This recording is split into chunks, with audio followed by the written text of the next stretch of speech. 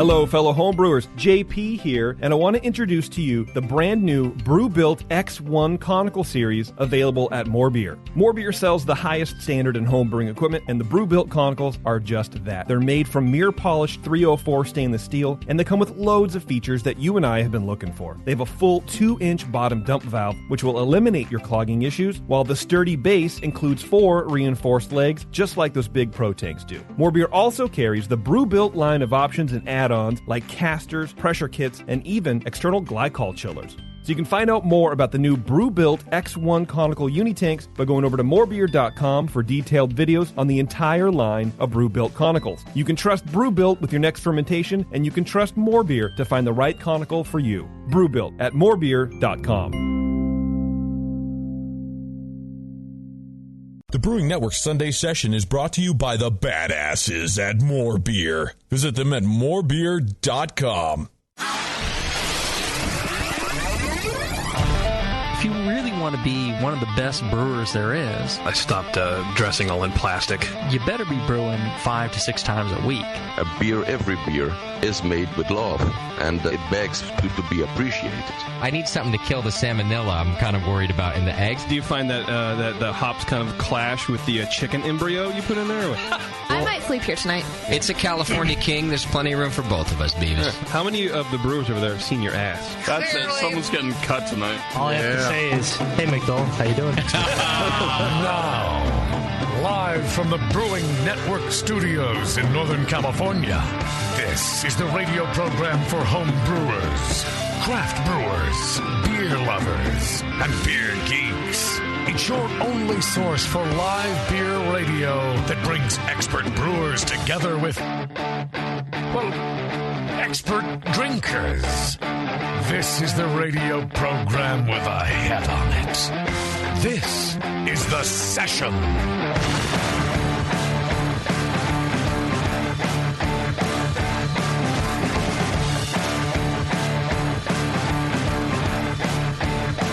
That's right, everybody. Welcome to the show. Thanks for hanging out with us here once again on the podcast and on the online streaming and at the Hop Grenade. Thank you.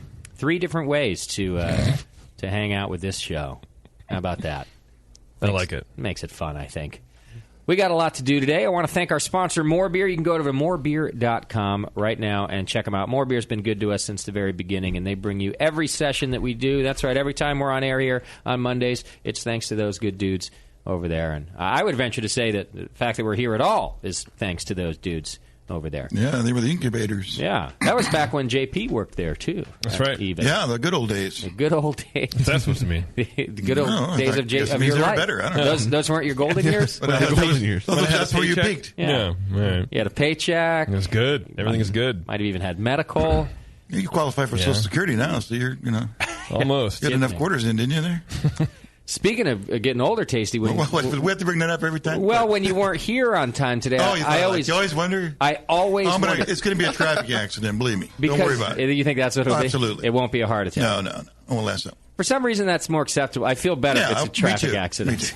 Because then, Yeah, a long drawn out. I can't come in. I'm here. Because you're always on time. So I feel like when you're not here, I'm like, shit, something bad. Yeah, I hit every light. I tell you, that's what happened. He'll get found a lot faster, too, when he's on the side of the road versus in his house.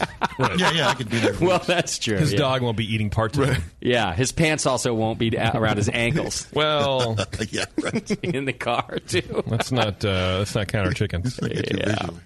Anyhow, thanks to the good folks at More Beer, whose deal of the day today is a beer plate filter kit. And there's only 6 of them left. So if you go right now, as you're listening to my voice, you might get yourself a pretty sweet deal on a beer plate filter kit. That's a great device. Yeah, it used to swear by those, huh, Tasty? Changed my brewing world. Yeah. Nice way to get yourself some clear beer. Mm-hmm. So thanks to the folks at More Beer. So today, well, first of all, I just want to mention the news, something in the news real quick. Did you? I thought, JP, you must know about this already. Yeah, what now? Pabst got bought by the Russians. I did. Did you see that? Oh, yeah. It's official? I got a few people telling me about that. Yeah, it's official for something to the tune of like 712 million smackers. Yeah. Oh, and that's it? I thought it was interesting because we were talking about all the brewery takeovers in the beer news last week, and then I saw that with Pabst. And, something like 700 million. Now, it was bought only a few years ago by a dude. By a Greek dude, I think, even. Who paid $250 million. Yeah. So he made himself... his whole deal is to buy food and beverage things. He also bought the Twinkie brand. So that's his next venture, is to do something with the Twinkie brand and probably sell that for a bill. Yeah, because he bought it in 2010, and then that's about when PBR kind of made its pretty big comeback. Right. So he revitalized that brand. Yeah. Doubled his money. And he's done it before. So he more than doubled his money. I wonder if AB InBev made an offer. On the I think they're talking too about busy. SAB. I mean, they're too. Yeah, that's the thing. I think they're too busy buying the even bigger ones. This one was like a small little fish for $700 million. But I think the point here too is that the American brewery is fast becoming like the only face of American breweries now are craft breweries. Yeah, right. Mm-hmm. Yeah, the big breweries are dropping like flies, as they say. That's true. I mean, all that beer will still be made in America, and so we'll still have all this brewing jobs, and that's a good thing. But all that money's going home to the motherland. Well, the Pabst brands are all contract brewed anyway. I read through the article.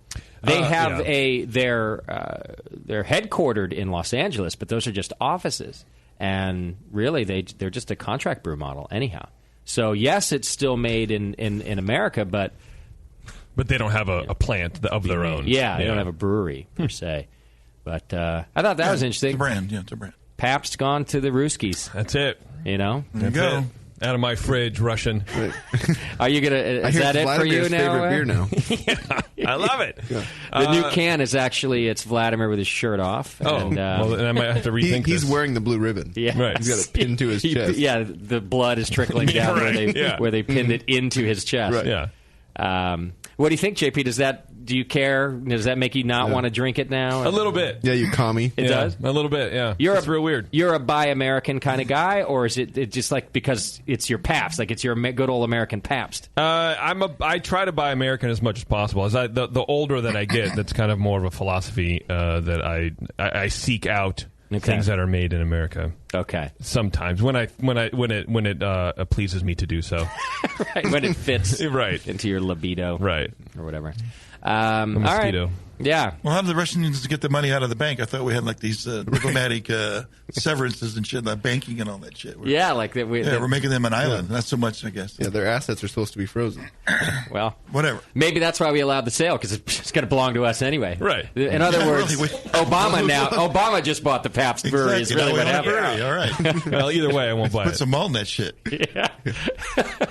Yeah. Anyway, I thought that was rather interesting. On today's show, though, we've got some completely different things happening. I'm real excited. We've got a legend in the beer world, certainly in the beer world in California. We've got Bill Owens on the program today, and he was the founder of Buffalo Bill's Brewery down in Hayward. Now, if you're new to craft beer, you think, well, that's just a little brewery down in Hayward. What's the big deal? Well, the truth is that in 1982, Bill helped pass the law that allowed brew pubs to exist in the state of California, that allowed breweries basically to sell their beer on premise. And before that law in 82, all of these places that we know and love in the Bay Area really wouldn't exist. So in 1983, after the law passed, Bill opened Buffalo Bill's, which is still there today down in Hayward. And it's a really interesting story. In fact, Bill's life is an interesting story. He's had several careers. He's not done yet. And he's not done yet, right. Which we'll talk about tonight. Admirable, isn't it? It's great. Isn't that? Yeah. It is. I mean, he's clearly... It inspires me. I think he's older than I am. He's at least Tasty's age, is what I... So it's always our point of reference. Yeah, right. You're like Jesus for it's either BT or AT, you know. And well, maybe most everything is AT. Yeah, most everything around in my life. So Bill's got. We're going to find out a little bit about the history of beer in California with Bill. We'll talk pumpkin beer with Bill. You know, he gets fired up about it. Talked to him before. I talked to him before the program. I think we're going to like this. Nice. And then he founded the American Distilling Institute. So we're going to talk a little bit of distilling today, and I think we might even do a blind tasting of some distilled spirits here in the studio later. Beardy's here. It's really a Beardy tasting. That's why it's blind, because I'll be tasting it. Everything Beardy does. Beardy over here. Look this way. Yeah. Right. Yeah. Guys? Yeah. There you go. Sometimes we just make Beardy face the wall, and we just put the mic over there, and we go, yeah, no, you're doing great. Yeah, it's a packed studio. He doesn't know. No. So a lot to do tonight with Bill. He'll be on the program in just a little while. So let me let you know about a few things we have going on. One of them is both the Great American Beer Festival and our Australia trip are upon us. So October is looking full. For a very short time, you can still go to our Indiegogo campaign. Just search the Brewing Network or search Invade a Large Country. I don't think there's any other campaign up there asking for money to invade a large country except for ours. Or you can click the On Tap button right on our homepage over at thebrewingnetwork.com. And you can go and support us. We're trying to get over to Australia. And we're going for the Australian National Homebrewers Conference, which I'm excited about. I've been wanting to go this since it started 4 years ago. This is the fourth one that they're doing. And some of us have got our tickets to go. And I'm still forking out money for those things. So anything you can do to help in the Indiegogo campaign would be great. Awesome. When we get to Australia, I bet you we're going to meet the folks from Grain and Grape. Grain and Grape. So. Yeah. They're they're the official sponsor of the event. They've been a supporter of homebrewing in Australia for much longer than you and I have been in this business, JP. Absolutely. And that's really fantastic to see them do that. Grain and Grape are looking forward to meeting us, I hear. Some of the guys they're out there. really fired up to meet the guys and party with the Brewing Network. I think we ought to get drunk together. I think to really solidify the Brewing Network's relationship with Grain and Grape, right? We have to get drunk and puke. Well, I think they won't let you through customs without blowing at least a 0.1 to get into the country? To get into the country. That's just what happens. 0.1. Yeah. Wow. Aussies are hardcore. You didn't know that? They are pretty hardcore. Yeah. That's true. They've been doing it over there for over 20 years. For all that time, they've been working to supply the best and the biggest range of equipment and ingredients around, including 90 varieties of malted grain. From Belgium, Germany, the U.S., Britain, and then, of course, Australia. 40 varieties of hops, over 50 Y-yeast liquid and fermentous and Danstar dried yeast cultures, fresh wort kits that they make right there on their 500-liter Brewmaster. I like that you can buy fresh wort. Is that what that means, JP? Yeah, I think you go in and you buy wort, and then you just every 2 weeks they do a giant wort batch. You just take it home and pitch. And you take it home and God bless them. Do they boil it? I don't know. See, that's the thing. Maybe it's not boiled. Oh, do they just run off, and then you go take it home and boil it and add your hops, and you can add extra specialty grains if you want. And, wow. Yeah. Well, if they're calling it wort, I wonder if they boil it to stabilize it. Oh, you're probably right. Just don't add hops. Yeah. Oh, yeah. No, take it home, pitch it, dry hop it, do whatever you want. Yeah. Love it. Yeah, that's great. Wow. I wish that happened here locally. It'd be fantastic. Go check them out, grainandgrape.com.au. grainandgrape.com.au. How come other countries have why can't it all just be like we just stop at the .com? Because we're awesome, because we invented it. I don't think we invented it. Sure we did. So, but we control it. But still, Al why Gore couldn't... Yeah, Al Gore's not Nigerian. Right. But still, couldn't everyone just still be a .com? I don't... Like, there's .fr for France. It still could be .com. I just never... I don't know why it is. I've never understood it. I think it's because we control most of that. No, I'm serious. We just gave up most of the control to the EU, I think, or something, didn't we? Anyone who's smarter than me can tell me that? I don't know if they ever decided for sure to give it up. Yeah, no, we did. That is true. No. We gave up the internet? Yeah. Is that what you're telling me? Control over domains, and I think all that kind of stuff. So I think we just became the de facto .com because everything was hosted here. But I don't really know much about that. I'm sure the chat room is telling me that I'm stupid and useless. None of us gave a proper answer to that. Right. Anyway, go to grainandgrape.com.au and check them out. Looking forward to meeting them over there. And once again, you can support our trip by going to our Indiegogo campaign. So also, we're going to the Great American Beer Festival. That's coming up, next week already. Next week, yeah. So holy shit. We've got a lot of different events happening, and we'll be streaming them live. You can go to thebrewingnetwork.com/GABF, and that's our streaming video page. We'll put a schedule up there, and you'll see everything that we're going to do. But as always, we'll be doing a lot of broadcasts from the Brewer Studio Pavilion. That's going to be a good time. Some cool things happening there. Jim Cook will be back in there again. Bradley's doing a beer and music panel where beer meets music or something like that. But they're not just sitting around talking. Bradley from the Brewers Association. Yeah. For those of you who haven't met him, he helps out the National Homebrewers Conference and all the big events. He's going to play bass with like the string cheese incident dudes are going to be there, and maybe the guitarist from Alice Cooper, one of the Hanson brothers is supposed to, and they're going to play. Shut up. Yeah, because do you remember? I think Scott covered in the news some time ago. They came out with a craft beer. Do any of you guys remember what it was called, though? That's the key. Oh, Hop. Got it, baby. Oh, shoot me in my face. Hop. Can I please go to that? Bevo is going to be out there with us. Yeah, you can go. So this is a good thing for Bradley, you're saying? Yes. Oh, okay, yeah. good. He's like, yeah. I want to get on board here. I think it's a pretty cool panel, actually. It sounds like something really different. So instead of just How did doing he get talk, the bass gig? That's what I want. They're going to Did he qualify for this? because he sets up together. the panels. Yeah. Yeah. Right.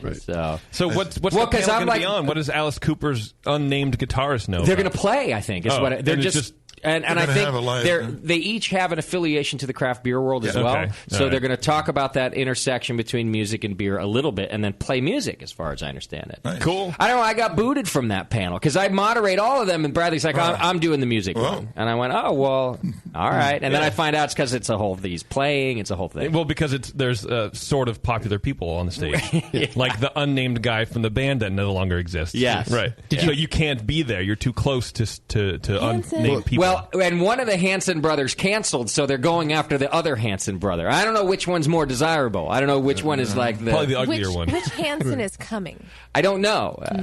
How do I know? What the fuck? I didn't even know their names. Hanson. The short one. Hanson probably. 2 is going. I don't know. Whatever. The one who looks like his brother. That's who's going. Anyway, that clears it up. all sorts of great panels. We'll be doing the Brewers Feud again. Nice. Oh, that's a great thing. Which is fun. So I love that. 2-1A, the 21st Amendment, will be defending their title. Oh, yeah, that's right. So check it all out. You can watch it live, or if you're going to be at the Great American Beer Festival, come see us. We'll have a booth, and then we'll be in the Brewer Studio the whole time. And then, of course, you can watch the awards on Saturday, starting at 10 a.m., which I thought we would then broadcast here at the Grenade, but it will be 8 in the morning here. So no one will be here. No one will be here. In fact, at most guest brew pubs, people won't be there. Well, people can get up early for soccer. They can get up early for this, right? Yeah, they should stop doing it at 10 a.m. Let people watch the thing. But anyhow, It used to be at 1. Used to be at 1 o'clock. Yeah, that was good times. I just want to fuck with all the brewers staying out late on Friday night. Yeah. Well, it was because they'd have to go from the floor to the award ceremony back to the floor in a matter of an hour, and all the sales reps and everybody into the booth Complain. Yeah, right. Yeah, bitches. All right, and then also sort of affiliated with the GABF, right here at the Hop Grenade on the Tuesday after the Great American Beer Festival, we're going to be hosting a Pro-Am night. So you can come out and you can taste, I think we're going to have at least 4, and we're working on a 5th, Pro-Am beers, which are, of course, are beers that if you're a home brewer and you have an award-winning recipe, a professional brewery can choose your beer to brew in collaboration with you on their professional system, and then it gets entered into the Pro-Am competition at GABF. So JP has a beer entered with the folks up at Flat Tail. That's right. That's correct. There's so many flats and fats that I always get it. Name 4. Well, there's Flat Tail. Okay. Yep. There's Fat Tire. I know that. Yeah, that's right. Well, that's a beer, not There's a something brewery. with like a sail. There's Flat Sail. Is there really? Full sail. Flat sail? Full sail. Full Yeah. sail. And there's Fatheads. Fatheads. Right. That's one. Okay. There's Fatted Calf. Yeah, good. The Fatted Calf. Sure, brewing up cholesterol since 2008. Anyway, all right, you're off the JP's hook. got a collaboration there with Flat Tail. Correct. And what else do we have coming in? Nathan's collaboration beer that he did with Drake's. Which, if you want to talk weird beer names and you want to rail on the Rare Barrel for their weird beer names, what's Nate's beer name for his collaboration with Drake's? Oh, it's super weird. Yeah. Right. In fact, Janice Brown? It's I can't remember what it's called. It's cryptographic. Oh, cryptographic. Right. Yeah. Isn't that a Def Leppard album? I don't know. I think it It's is. probably got a musical reference. Yeah. So we have his beer. What else do we have coming in? We've got a beer from Black Diamond, which was brewed with Eric Beer. He's a Doe's member. Right. Yeah. The Doe's Homebrew Club here. We've got a beer with Iron Springs, which was brewed with Jeremy, another Doe's member. Doe's member. And so also that night, we'll be doing a Brewing with Style show. And Christian from Iron Springs is going to be on the program talking about Schwartz beer, because that's the style of collaboration beer that he did. So we've got a show going on that Tuesday. We've got 4 or 5 Pro-Am beers that you can come taste. It's going to be a big Tuesday night here. That's October 7th at the Hop Grenade. So you'll be able to listen in, if you're not in California, to the show. Or if you are in California, come on out and enjoy. Any part of California. You're welcome. Take BART from San Even Diego. San Diego? Yeah, take the BART. Sure. So that'll be fun. All right. Support this program by doing your Amazon shopping, for birthdays and your household items, and the holidays are coming up. Just click the Amazon link right there on our homepage, and we get a little piece of the action. Do we have an Amazon product of the week? Yeah, and I showed this to Beardy before we went on the air, and he was like, oh, yeah, that was definitely purchased by a listener. It's the Making My Family stick figure vinyl car sticker. So you know how you see on the back of the SUV window, it's like the dad, the mom, the kid, the other kid. I want one of those. Well, this one, it's a dude, and then there's a woman bent over in front of him, and it says it's just stick figures, and it says "Making My Family." Oh well, that's better because I hate the stick figure family thing. Have you seen Sam's? No, what does Sam have? Okay, so I have little ones that he won't let me put on my mom car. Good. But then he has one, and it has a father, a wife, 3 kids, and a dog. And all of the family is dead. The father is holding a knife that is dripping blood. Oh, my God. And holding a gun to his head. Yikes. Is that on his car? That is on his car. Like all the stick figures have like X's for eyes? Wow. No, they're laying on the ground in a pool of their own blood. Oh, my. Sam has a very morbid sense of humor. That's very Christian of him. Nothing says come to Jesus quite like me murdering my family in stick figure form. Right? It's so weird. Permanently affixed to his mode of transportation. I like that he won't let you Whatever, put the normal Scott, ones I've on seen your your car. bumper stickers, too. Oh, it's not nearly as bad. Please. Mine is downright innocent. Well, thanks for supporting us and buying your... oh, yeah. We got a cool quarter out of that. It was $3.49. So laundry money, baby. Thank you. All right, subscribe and join the BN Army. That's another way to help support the program. You just click the donate button. Recurring donors are entered into the More Beer monthly donation giveaway. That gives you a chance to win $100 over there. Get all these updates and more over on Twitter, and send your show ideas to Scott the Jew. That's Scott at thebrewingnetwork.com. And send feedback to feedback at thebrewingnetwork.com. Do we have a Twitter game today? Yes. Cool. Thank you. Twitter game is brought to you today by That Brewery Game. Remember I was telling you guys about these guys last week? Yes, my bespectacled friend. You can go to thatbrewerygame.com and check it out. It's an online game that runs in your browser, and it's dedicated to brewing beer and to craft brewers. Now, Brewery Game's been a regular sponsor of the BN and has really supported us now for a few years. Absolutely. As they've grown up this game, which is cool to see. Players have thousands of virtual beer labels in their online virtual breweries and have sold over 1 million of their own crafted virtual beers in the game. Now, don't forget that it's actually difficult to brew these beers. You have to know quite a bit about the brewing process, and you have to really tweak things in the recipes and the process. You don't just go, I brewed a pale ale and it appears and it's a great beer. You don't just push a button. You do stuff. It's a game. You have to do things. It's a challenge to actually get that done. With the holiday season coming up, Rob, who's the creator of the game, has reopened the holiday ale style, so people can start brewing their specialty holiday brews right now. You can brew your favorite pumpkin ales, spice winter beers, etc. So why not brew a virtual version of your favorite beer recipe? Also, That Brewery Game's Oktoberfest is going on right now, and they're giving away lots of virtual stuff. So check it all out at thatbrewerygame.com. You know, I'm sure there's a case to be made for that game making you a better actual brewer. Right? I mean, I remember Tiger Woods golf on the PlayStation making me from horrible to slightly less horrible golfer. Really? But yeah, like club selection and judging greens and stuff. I mean, as stupid as it might sound, it helps. It worked. All right, thatbrewerygame.com. What's our Twitter game? Today is the Bourbon Show. Well, it's not really the Bourbon Show, but I like bourbon, and we're talking distilled spirits, so today it's the Bourbon Show in my mind. Okay. So I'd like the BN Army to come up with their own mixed drink and name it after us. Oh. I like mixed drinks. I like brown liquor. I like mixed drinks made with brown liquor. Does it have make one up for me? So it has to be made with. I mean, we're just looking for a name. Just a mixed drink. Well, yeah, you can come up with your own concoction if you want to give me a recipe. You can as well, but mainly just a name. Name a drink after us. Okay, I like it. That's our Twitter game. And finally, you want to do feedback? I do. I think we actually have time to do feedback at the beginning of the show tonight. Wow, Doc is rolling over in his grave right now. Oh shit! I mean, he's fine. Everyone. Yeah. What happened to our bed, by the way? The banjo bed. I kind of miss it. It's around somewhere. It's with Doc. Well, I've upgraded the studio slowly to new computers, and that's just one that got left off the list, and I didn't really care. It hasn't migrated over. Why? Because I didn't. Never will. I don't know that it will. I don't know. I felt like it had run its course. You were only playing it for Doc, anyways. That towards the tail like end. in the beginning, back and it just. It would run out before we were done anyway. Then I hit play again. I might bring something back. Well, maybe we should update it to techno or something. Yeah, well, the Cartman sound drop is kind of outdated also. So what's that? Oh my God. In the beginning, yeah. Everything. Just kick ass. Anyway, so that's what happened. You got mail. It is fairly dated. That's what I like about it, though. Yeah.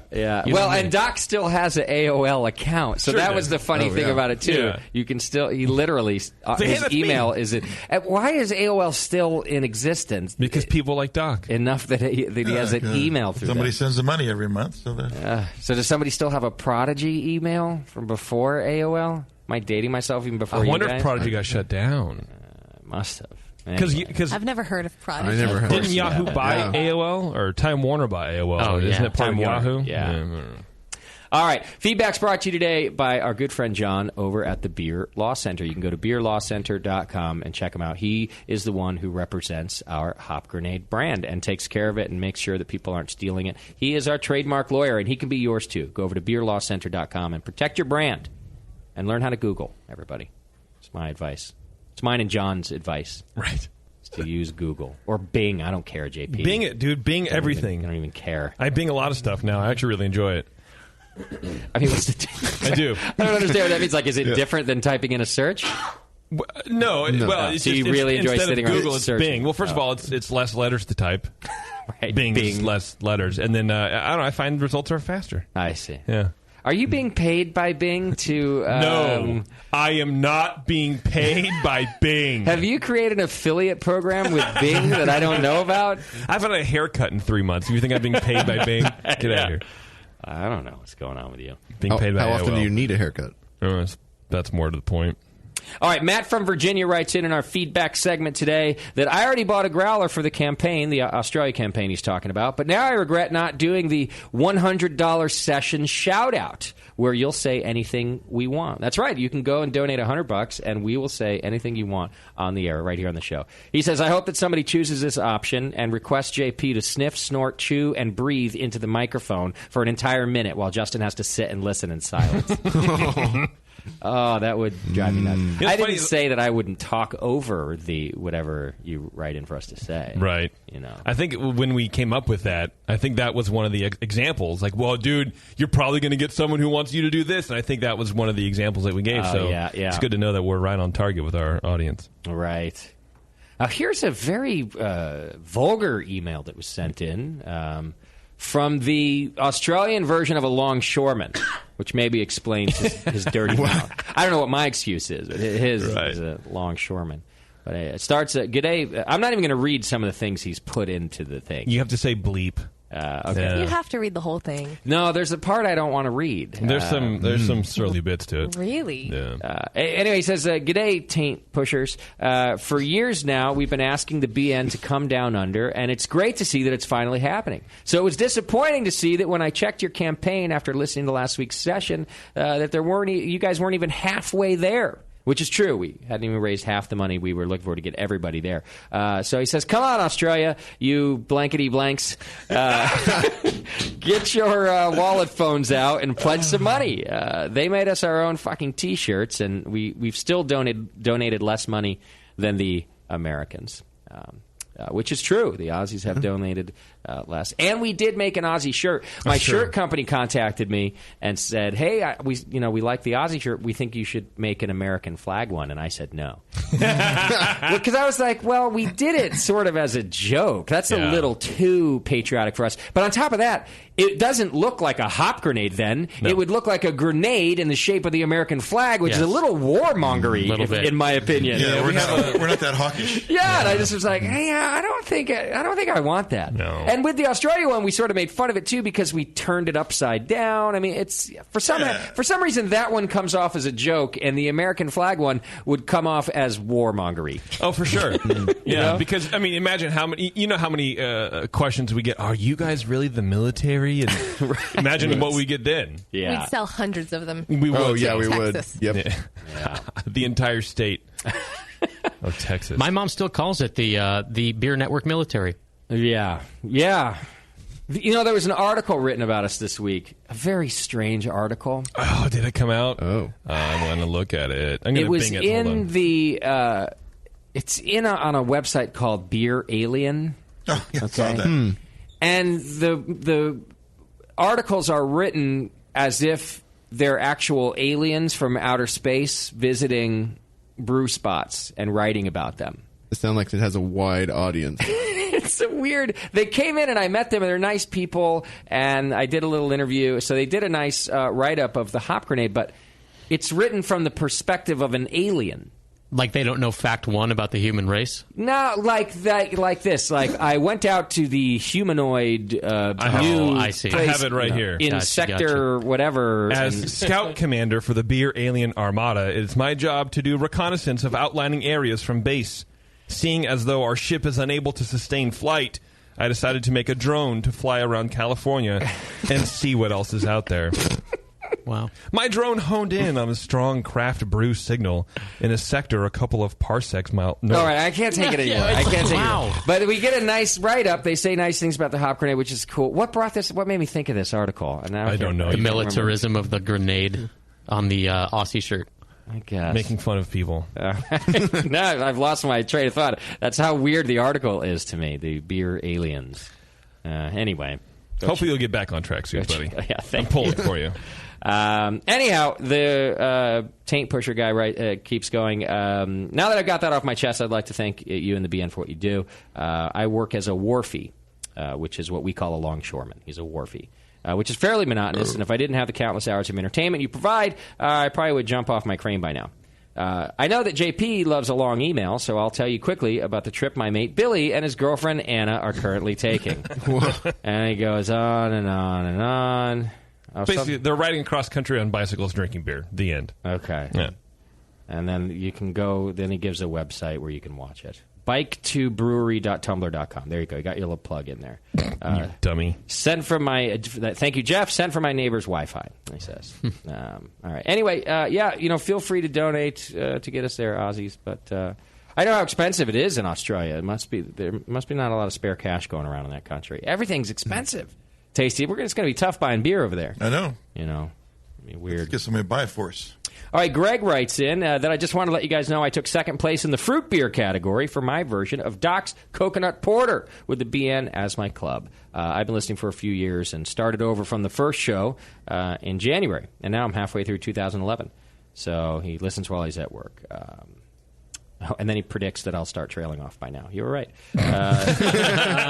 Thanks for everything. Yep. Congratulations. Yep. Okay, here's one that is is this your label at the top or yes, his? It's my label at the top. Yes. JP has labeled this the single greatest piece of feedback advice ever. Hey guys, I love the show. On the Sunday session, you talked about the beer strip club in Ohio.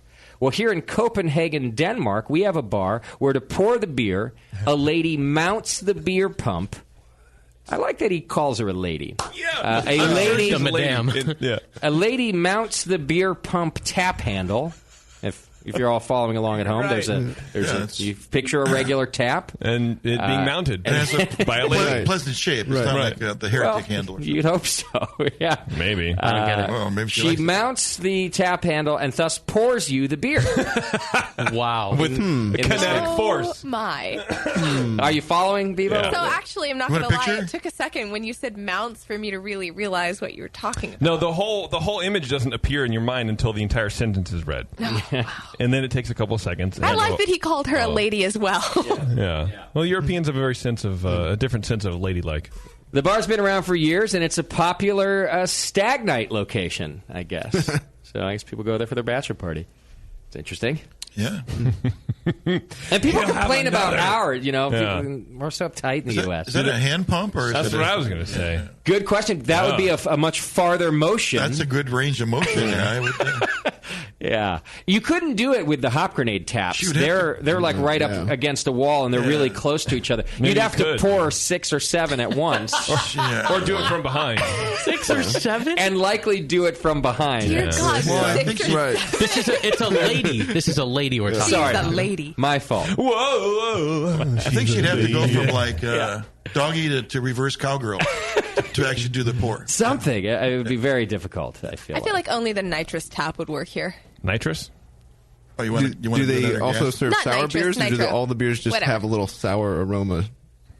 All right, that's enough. That's quite enough. I was waiting for the worst wild beast joke. Thanks, Beardy. You're welcome. Well, lactobacillus is naturally found all over that area. Stop it. All right, let me get through this here. Only a couple things left. By the way, I'm reading that beer alien article. Still? I'm going to say it's kind of cute. I'm going to say it. It's kind of cute. You don't find it tiresome after the first few The sentences? things that JP complains about in the beer world, and then that's acceptable. I didn't say it was acceptable. Kind I of. said it was kind of cute. That's the same as saying acceptable. Is it though? Yeah, I All think right. so. Okay. I think it's kind of cute. Look, it's a breath of fresh air in the otherwise clogged down beer writing industry. Is it really though? Well, they called Stephen Lopez fat, which is pretty funny. I mean, it is. Don't you just think it's like a weird? And by the way, beer It's alien super guys, weird. I'm glad you're differentiating yourself. Like more power to you. I have nothing against you. It's just my commentary on the theme. It's a weird thing. Like, what's the point? I guess. Like, do a lot of people?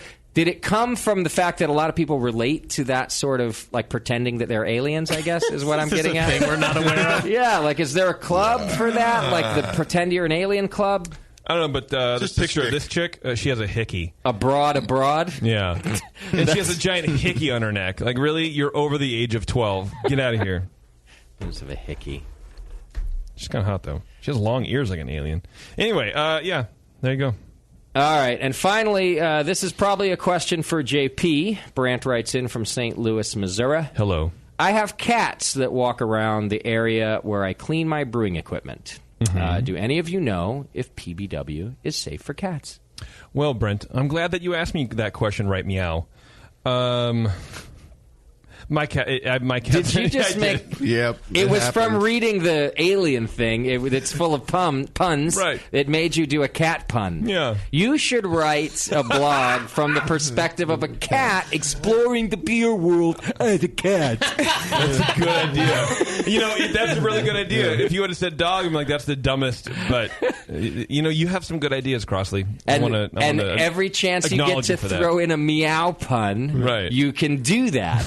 Like they do with the sort of beer alien pun things. Their session beer was perfect. Oh, you're Beardy, you're fired. See? Just for saying that. There you go. I think you deserve a raise. Is that like the second or third time? I've been brewing in the same area with cats for 10 years. They're fine. I mean, I'm assuming they're not licking the water. I don't think it'd even smell good to them. You're fine. Don't worry about it. Stop being a pussy. Another cat pun! Go get the URL right now, JP. I think you're on to What something would it be called? here. Cat alien? I think it would be called the perfect Pour? pint, a pour or something. shit. Yeah, something like that. And you're still fired, Beardy. Oh. You know you could get Firestone Walker to sponsor you, right? With their Feral One. See, there's a whole it's a wide open area litany of cat associations and cat puns. And cat associations. What are you talking cat about? Everything. I'm inundated with memberships to cat associations. Stop it. Not those kinds of associations. No. All right. Oh, furry association? That's your feedback for today. How about that? Let's take a break, and when we come back, we've got Bill Owens, formerly of Buffalo Bill's Brewery, currently of the American Distilling Institute, and a brand new project that we'll hear all about. So hang in there. It's The Session. We'll be right back.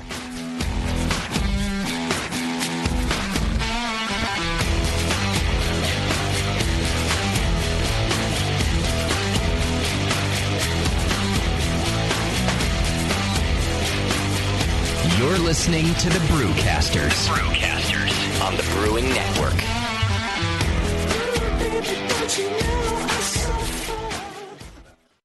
Since the first time the Brewing Network microphones turned on, More Beer was behind it. More Beer sponsors the programming on the BN because, like you, they love brewing. And like the Brewing Network, they love sharing their knowledge. Morebeer.com isn't just a website to place your next equipment or ingredient order. Morebeer.com also gives you access to free beer information that will make you a better brewer.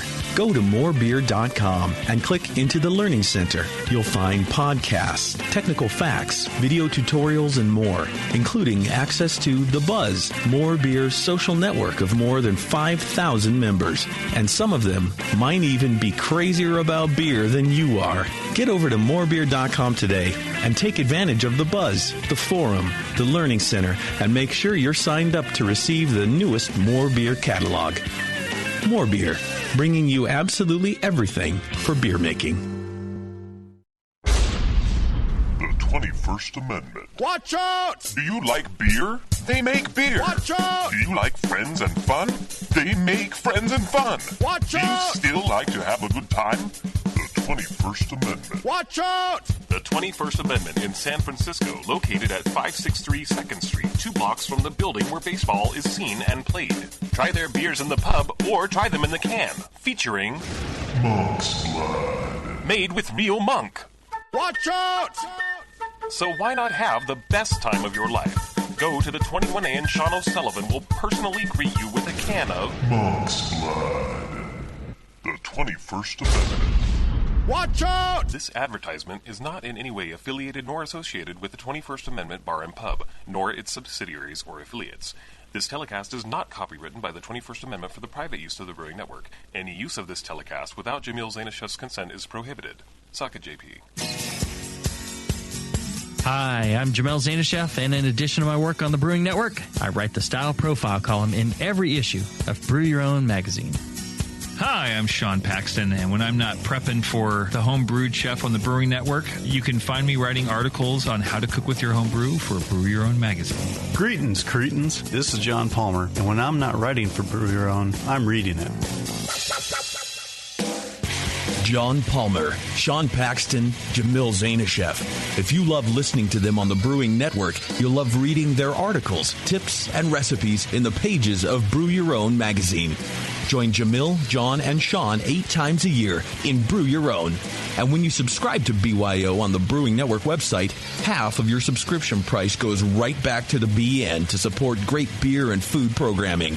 So sign up for Brew Your Own magazine through the BN website today so you can listen and read your way to better homebrew. Hey, Jack, what you doing? Playing Warcraft? No way. It's TBG time, buddy. TBG? Get with it. I'm playing that brewery game.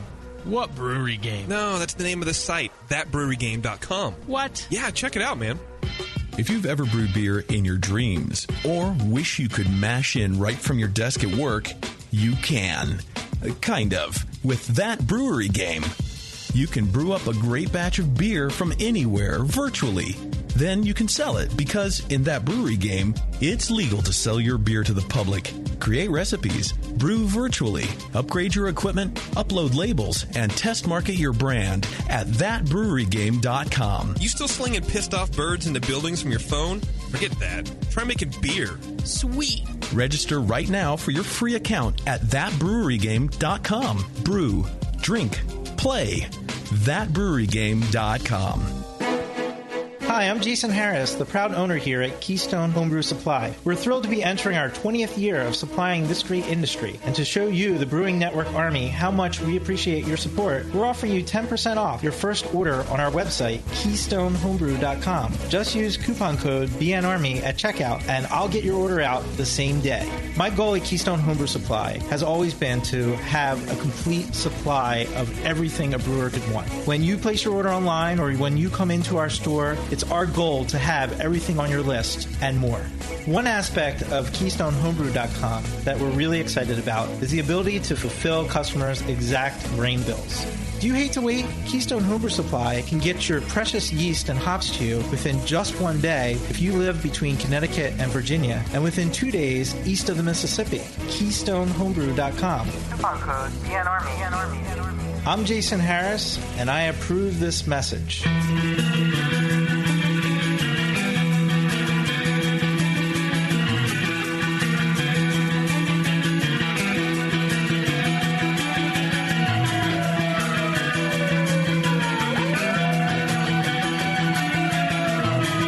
Tuned into this session because life's too short to listen to crappy radio.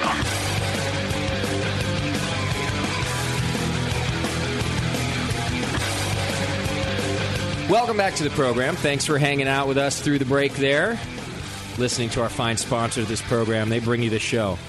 You know, just because we're in a bar doesn't mean we're making any money over here. Paying rent here. Yeah, paying a lot of rent, actually. So, and you have to pay your staff when you have a real business. Yeah. Justin wasn't aware of that. No. It's a rude awakening. Insurance, workers' comp. It's terrible. Everything above board. Yeah. Yeah. God bless you. Oh, a mess. Well, we've got Bill and Eric Owens in the studio with us today. Bill Owens, the famous person I told you about earlier for changing the way we do the beer business here in California. And then his son, Eric, who's famous because he's his son, Eric. Right? No, that was my fault. There we go. Now I got to... Oh, I do. Yeah. Hello. Eric, I was going to make him earn it first. I mean, Bill's earned the microphone, but Eric, we got to give him a little time. I was trying to lean in there. Now, Bill, I told you a little bit about Bill's background in the beginning. Of course, he was the founder of Buffalo Bill's Brewery down in Hayward there. But before that, and if you don't mind just starting there, Bill, I just think it's fascinating that you had to change the law to open your first beer business here in California. Because breweries couldn't sell their own beer before 1982, or on premise rather, before 1982, right? Was that the deal? You couldn't sell it at a brew pub? Well, the way you couldn't sell it. There was no brew pubs at all. Okay. So I'd gotten laid off as a photographer of the newspaper. I got laid off, and I'd always been a home brewer. So I'm brewing beer and drinking it myself because it's cheaper, right? Sure. And I heard through the grapevine that somebody was changing the California law to make the pub brewery legal. Okay. So I got in my car and drove up to Davis, and there was a professor there who went back and forth between the Senate and the House in Sacramento and was getting the law changed. So I think it's ABC 23 and 20. You'd have two licenses, where one would be a brewing license and the other would allow you to sell retail. Okay. And so he said the law would go into effect in January. So I knew I had a lead time. Nobody else knew this. So I had 3 or 4 months lead time. And so I went to my CPA, and I said, how do you get money in our society? I don't know how to do this. I'm a journalist. I don't know Bill, you get a job. Right. Yeah, but you can't save money when you have a job. How do you get money? Yeah. And he opened up the drawer, and he took out a limited partnership agreement and handed it to me and said, white out almond farm and write in brewery. So I whited it out and went down. In those days, you just make a Xerox. There was no computer. And I knew everybody in town, and I just started selling shares at $2,500 each. And eventually I raised $92,000. Wow. And it took 9 months to get the doors open. So by that September, I opened my doors, and 3 or 4 months later, 2 other people also had done brew pubs. One was in Washington, Grants, and the other was Hopland. But both those guys had a brewery, and then they had a bar, and they put it in kegs. I had the long draft system, so I felt I was the purist. You were doing it right there. Yeah, 3,000 glasses, and you never had to change a tap. Right. So Sierra Nevada was already running then, and there's a bunch of other people trying to get their foot in the door to figure out what happened. Triple Rock opened very quickly in Berkeley, and they just took off. So I really didn't change the laws. I just took advantage of the fact that I had lead time to go raise money to try to figure out, where do you buy a kettle to make beer? You've got to go to a junkyard. Oh, really? Yeah. Back then, there wasn't all these equipment suppliers we have now. A Navy soup kettle. Okay. So you could get it for so much a pound. They didn't care what you're going to do with it. Right. So you had to adapt that. And then where do you get fermentation tanks? Again, the junkyard. Mm-hmm. And you put the thing together and you try to figure it out. I've written a little book. Yeah. Let's see that. How to open a small brewery, draft beer in 10 days. Okay. And, when you write it down, you figure out how it works, Yeah. You write it down and you question your facts and, is your little bar graph correct? Is this the curve for fermentation? Does it really take 5 days?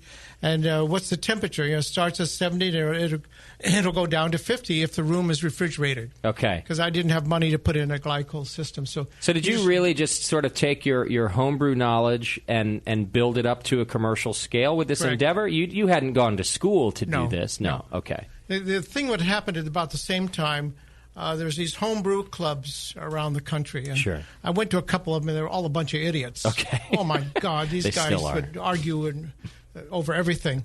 And, they were beginning to do full mashes for the first time. Okay. And so these guys would take a pan. A few people shaking their heads. Sure. They'd put the mash in and put it in the oven overnight. Okay. And then I heard about a Cartwright brewery up in Portland, Oregon, where they would mash in the hot water and the grain, and then they would get down on their knees and they make a prayer. And they would pray. That's how I brew. They would pray for starch conversion. Then they'd come back the next morning and run it. Wow. Well, you got to remember, you're starting at about 150 degrees, and when it gets down to below about 130, now bacteria can really grow if you don't have yeast in there. Oh. So there's a lot of problems at the beginning. And people didn't know how to do it, right? There was no book for it. Nobody knew how to do it. Well, Dave Limey's book was pretty good. He talked about alpha amylase and what the process is, but you couldn't buy any of the equipment they showed in that book. No, it's all from milk equipment, probably, milk right? equipment, yeah.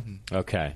What were your fermenters, you say, you got from the junkyard? I don't know what they were. I was lucky. One was up high and one was down low. That's all I you could know. drain from one to the other one. Okay. So I could ferment up here, then drop it in the lower one to lager. Okay. Then I'd go back to Grundig's and carbonate in a Grundig, then push it up to the bar. Okay, yeah.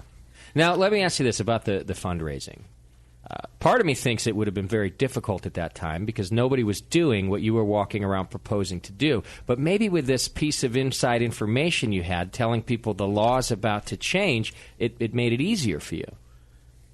The people who followed me were sophisticated. They were business people, and they could go out and do IPOs. Yeah. After an IPO. Yeah, and they and all of them, by the way, get purged eventually. Okay. By their board of directors or whatever. You can't. The first generation of entrepreneurs always get it in the back. Yeah. Because you don't make the money fast enough, and everybody thinks they can do it better than you. And of course, all the attorneys know how to run your business better than you. So sure. They come gunning for you, and eventually, you get it. Okay. All right. So you were able to get the cash.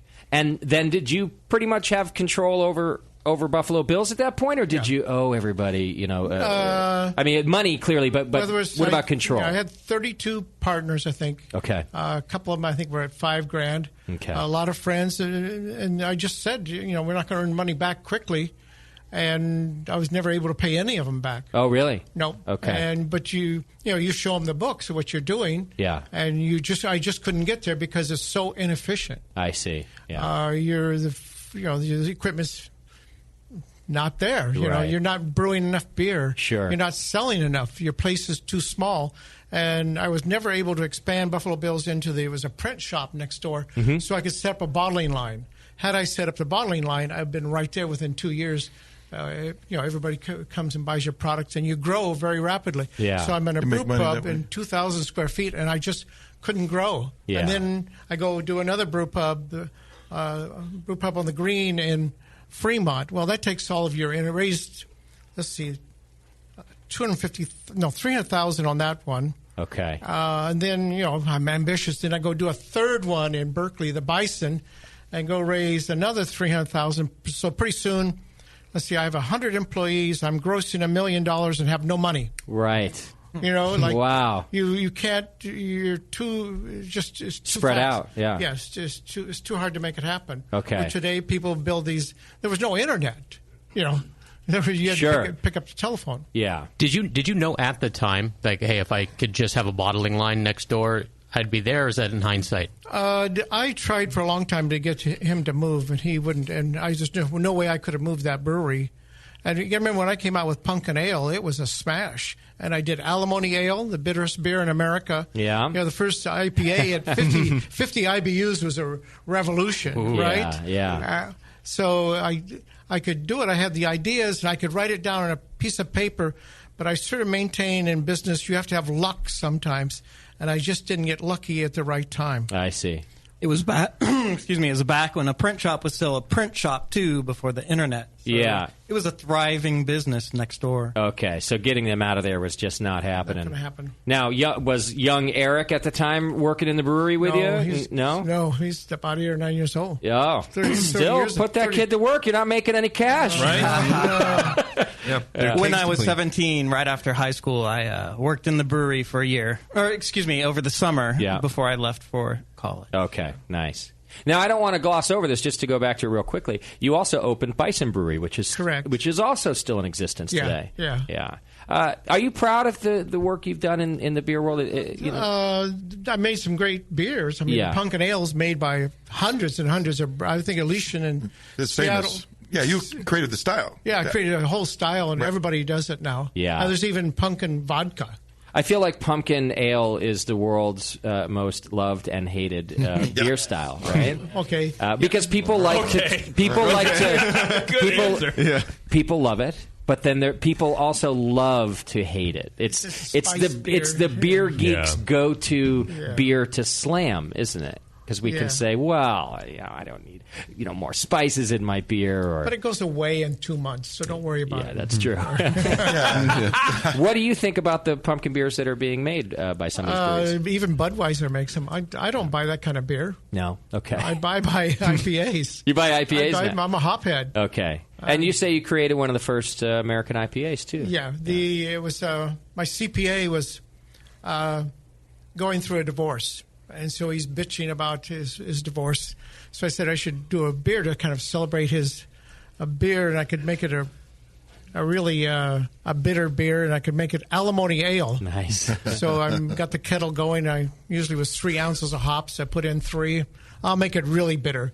6 ounces. I'll make it really bitter. I'll make it 12 ounces. And it came out this really, really bitter beer. Yeah. And we loved it. Yeah. But there was in those days, we just threw it in the boil at the beginning. We didn't know to do additions or to dry hop or any of that stuff. So they all were literally the 60-minute editions. Right. Wow. That was the bitterest beer in America. And what kind of hops? The backstory is that after we did when we bottled it, we put it on the back of the label. His name was Steve. Phone number, and said he was looking for a woman to date. After his divorce. And one day he shows up with this young woman. They sat there and drank, and he showed up a second time with her. And then they both disappeared. And after about 4 or 5 months, I saw her. I said, well, what happened with you and Steve? And she said, oh, he was keeping a notebook on how much money he spent on me. Oh, wow. CPA. Yes. That's his job. Yeah. That's great. Maybe he wanted a refund. So when did you sell the brewery? Oh, God, I don't know. I think it's been a good 10 years. 10 years, okay. Yeah. And so let's back up just a little before that, too, because obviously the brewery wasn't your first career.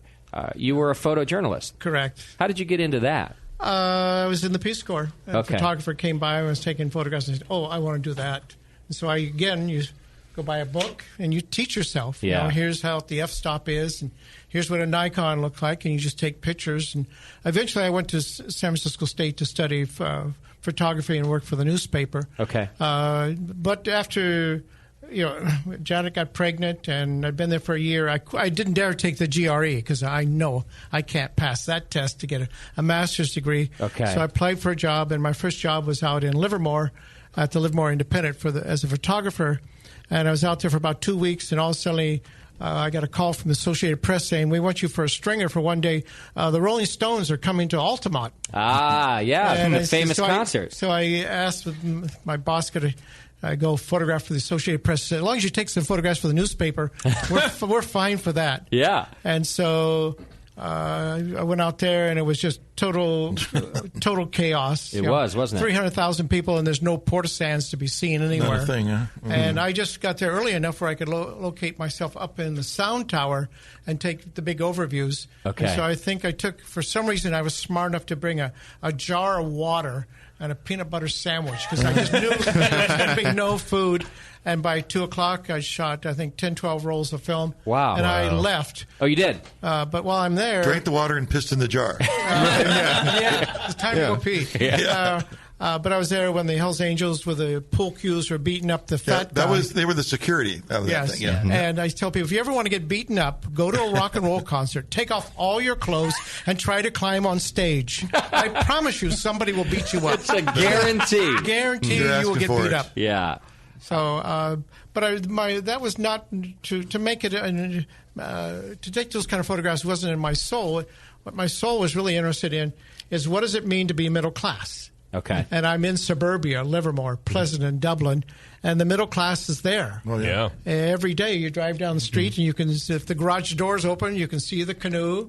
There's not even room for one car anymore, right? Yeah, there's so much crap, and there's an extra refrigerator in the garage, and all the tools are there, and all the crap, a boat sometimes. Yeah. And I just wanted to photograph this American dream. So eventually I got a small grant, and I spent a year photographing of course, Halloween, Christmas, and all the things that go on in suburbia, from schools to Lions Club, Rotary Club, Toastmasters, and things like that. And eventually, Suburbia was published. Was it just were the photographs just from the Bay Area, or did you travel for that? No, I didn't travel. It's right there in front of you. You drive by it and you see it every single day. Yeah. But sometimes you don't see it. Okay. You have to look at.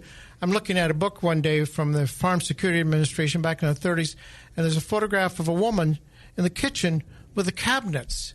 I said, why would anybody take a picture of the woman with the cabinets in the kitchen? Yeah. Nobody would ever photograph that. So, bing, my bell goes off. I got to photograph the knife and fork drawer in the kitchen. Okay. So I looked around until I found the most perfect knife and fork drawer where all the knives are right. I see, just perfectly set. Everything's set up, and it's just like bang, bang, 2 frames, and you got the shot. So you look for this things that are typical of that American dream. Okay. And you try to document that because everybody says American middle class has no culture.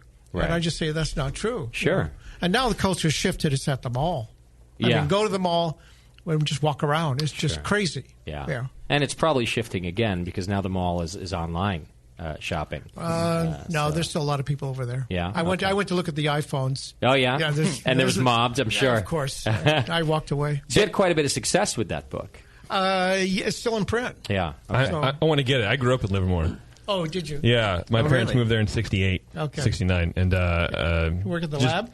I didn't work at the lab. No, they didn't work at the lab. No, but just hearing this, like walking down the street and seeing the neighbor's open garage with all the shit, that's my neighborhood. Yeah, exactly my neighborhood. Well, the best is to go trick or treating with your kids, right? Yes. And every house they knock on the door, they open up the front door. You can look in and see if does anybody have any books. Where's the sofa at? Yeah, right. Yeah. You know what's in the living room. Yeah, a sofa and a TV.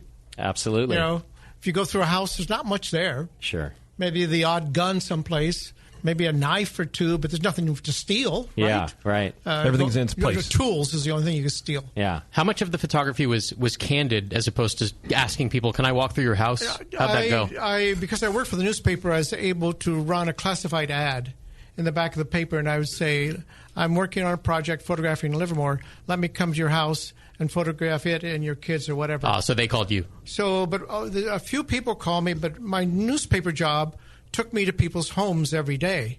And when I'd walk into the right home, I said, "Can I come back on Saturday and photograph your bookcase or whatever?" So the newspaper gave me that accessibility and credibility because if you were a stranger, they ain't going to let you in their house. But they knew I was the newspaper, that I worked for the local newspaper, so I had access. And the people that would open up their door were really great. One of the shots in there is a Chinese family all sitting around the table on a Saturday afternoon, and the caption is, on Saturdays we always have hot dogs. I mean, here's a Chinese family on Saturdays having hot dogs, right? So not really Chinese. Every ethnicity that moves into our middle class becomes middle class. Sure. Yeah.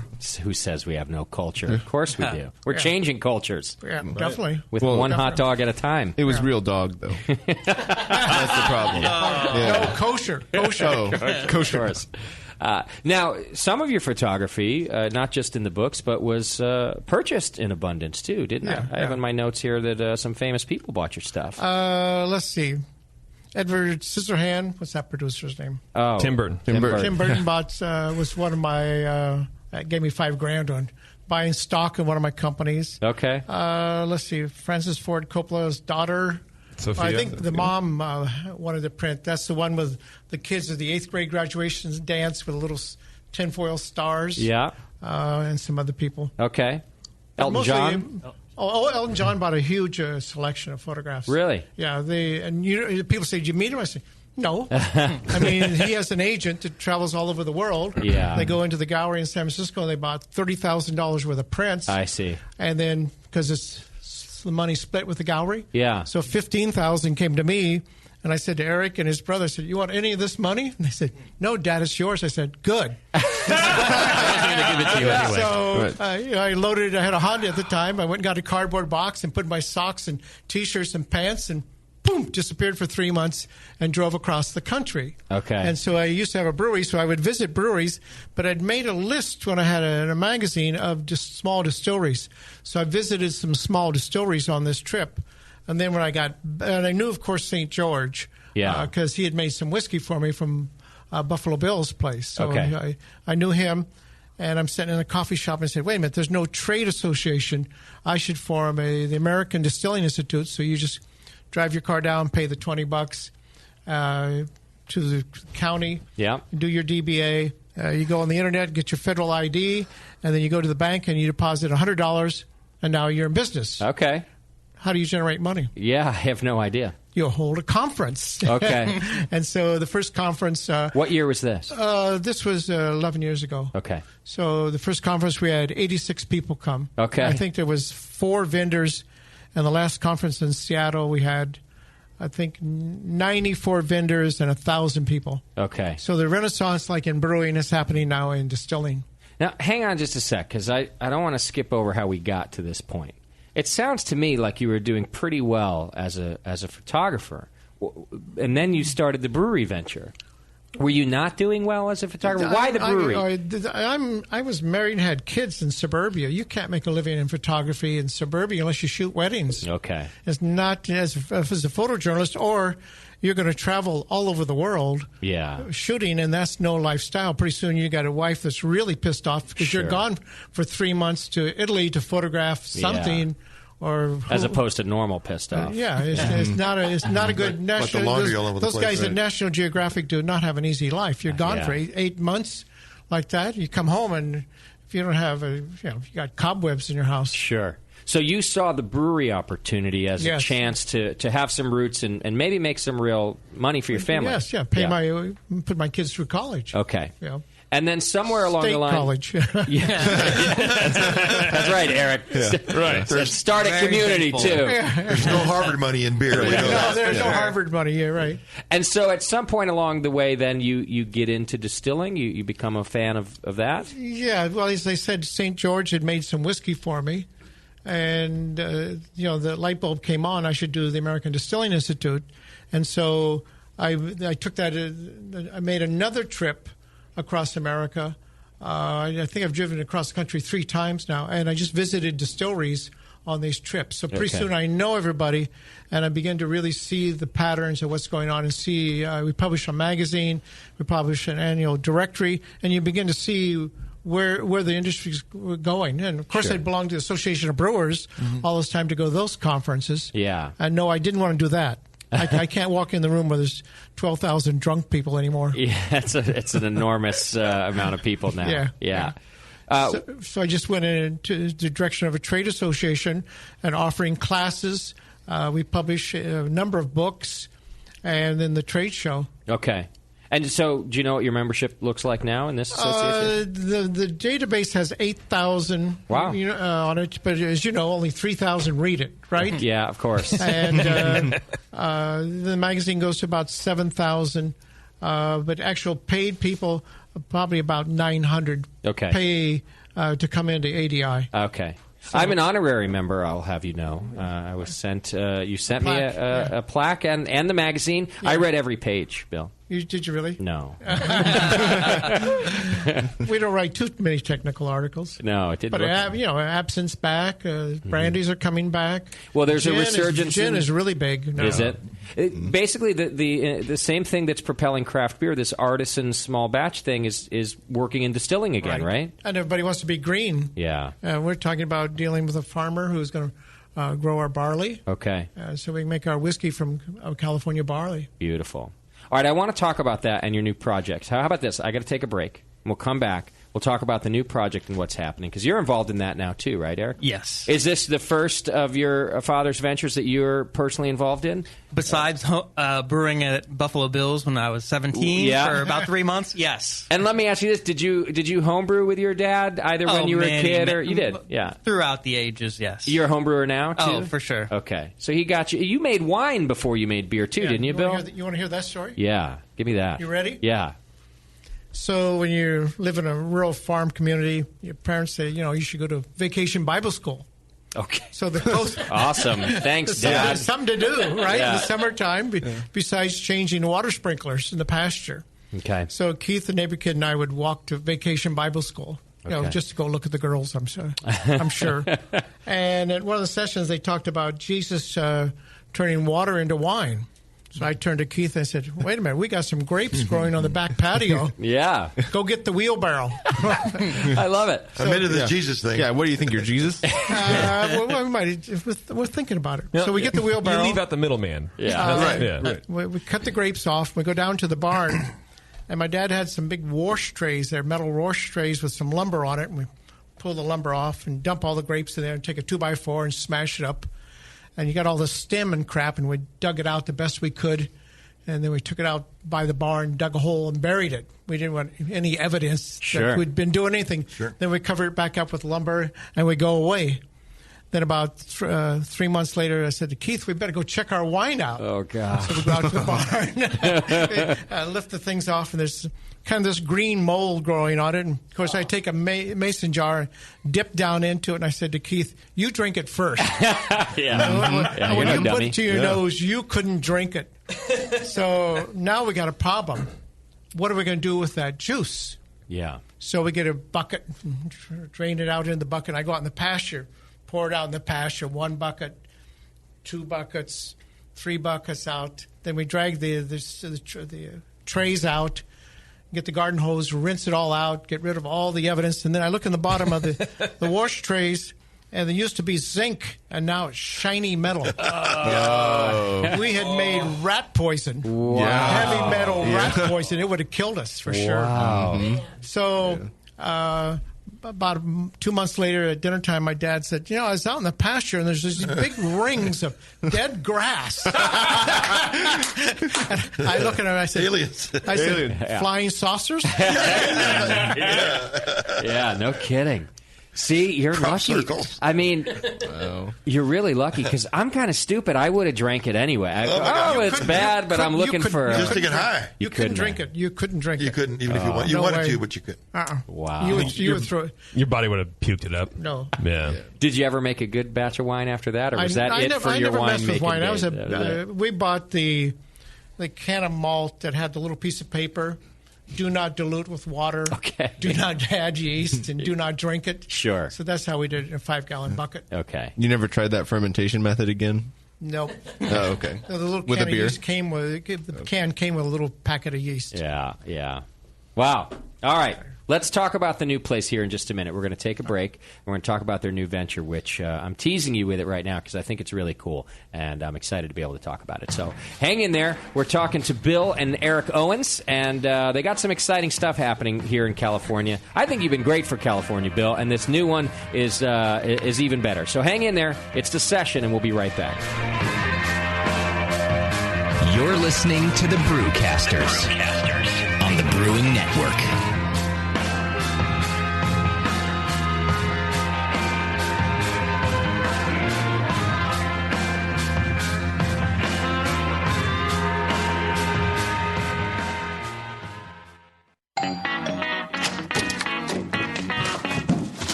What'd you get? More brewing ingredients? Yep. You know what I love about Brewmaster's Warehouse? The $6.99 shipping? Well, yeah, but... the in-store classes for beginning brewers. Yeah, that's cool, but... The Brew Builder. Creating and saving your recipes online is awesome! No, yes, but... The cheese-making supplies. No. Oh, the wine-making supplies. Oh, the distilling equipment and liquor flavorings. All that stuff is awesome, yes, but what I really love is that the guy who runs it is totally hot. And that Brew Builder software is awesome. Oh, yeah. Brewmaster's Warehouse brings you flat rate shipping on great equipment and ingredients to make beer, wine, cheese, and spirits at brewmasterswarehouse.com. And if you're in Georgia, stop by Brewmaster's Warehouse Monday through Saturday from 10 to 6. Visit brewmasterswarehouse.com today. Because it's totally hot. Oh, yeah. Have you ever dreamed of attending the World Brewing Academy? This year, thanks to Lallemand and Danstar, one lucky brewer will make that dream a reality for free. Lallemand and Danstar invite you to enter the Beer School 2015 contest. One lucky grand prize winner will receive fully paid tuition to the 2015 World Brewing Academy web-based concise course in brewing technology worth almost $4,000. From now until December 13th, 2014, every Danstar yeast packet you use is your ticket to enter. Visit danstaryeast.com for the details and to print your official entry form. There's no limit on the number of times you can enter, so get brewing with Danstar and get your entries in to the Danstar 2015 Beer School Contest. Whether you want to build your home brewing skills or build a career as a professional brewer, this course will change the way you think of beer and brewing. Enter at danstaryeast.com and get the dry yeast advantage with Danstar and Lallemand Premium Brewing Yeast and enter to win. As a brewer, you already don't settle for second best. You want great tasting beer and you want great equipment to make it with. So don't settle for the second best grain mill. You want a Monster Mill from Monster Brewing Hardware. Monster Mills are tough, come in 2 and 3 roller designs, and are made right here in the USA from superior materials for longer lasting performance. Pick the mill that's right for you at monsterbrewinghardware.com and take Bevo's advice. Trust me, it's always better to have a bigger tool than you think you need. Monster Mills have the best warranty in the business. Your satisfaction is guaranteed. Visit monsterbrewinghardware.com now and check out all the mills and mill accessories. Don't settle for second best. Get a Monster Mill from Monster Brewing Hardware. Tonight is the night. We bring the creature to life, Dr. Blickmanstein? Yes, J.P. Gore. Everything is perfect for my next fermented creation. But, Doctor, the storm is too far away. We'll never have enough power to isomerize the creature's alpha acid. Yes, J.P. Gore, we will. For I have in my possession the Tower of Power. Blickman's new Tower of Power is the evolution of automation. Control hot liquor, sparge, and mash temps like a pro. The Tower of Power is a high-quality gas-fired rim system that works with your current brewing setup. With ultra precision, the tower can hold your mash to 1/2 of a degree Fahrenheit. Precision and repeatability. The Tower of Power is the answer to automatic, fast ramp times. See more at BlickmanEngineering.com. Bring your next creation to life with the Tower of Power. Dr. Blickmanstein, with the Tower of Power, you can probably give me an afternoon at the pub to enjoy a pint. Don't be silly, J.P. Gore. We have beer to brew.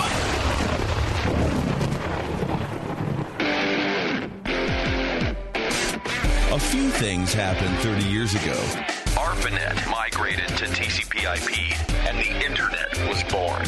Revenge of the Jedi was renamed Return of the Jedi and opened in theaters. Mila Kunis and Emily Blunt were born, beginning a rad fantasy in my mind. But all of that pales next to the fact that Hop Tech opened its doors and began blowing homebrewers right out of their mash tuns. Hop Tech doesn't fuck around. Real Real people shipping awesome shit straight to you. Their new website is fast and easy to navigate. Or just call 800-379-4677 and let badass bitch Jade and the gadget guy Roberto blow their warm load of customer service all over you. So visit the site or visit the store in Dublin, California and support those that support you. Get your brewing on at hoptech.com.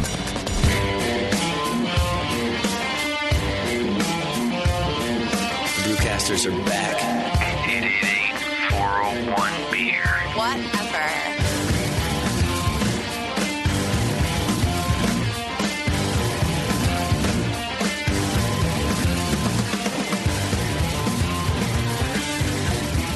All right, welcome back. Thanks for sticking with us. We're having a great time here with Bill and Eric Owens talking about some of the history of beer and photography, for that matter, in California. We were looking through some of your photos at the break there, Bill, and some amazing stuff there. When you say you were there at Altamont for the beating, you meant you took photos, like you were there. Yeah. Those are some iconic photos you have. Well, there. I would not.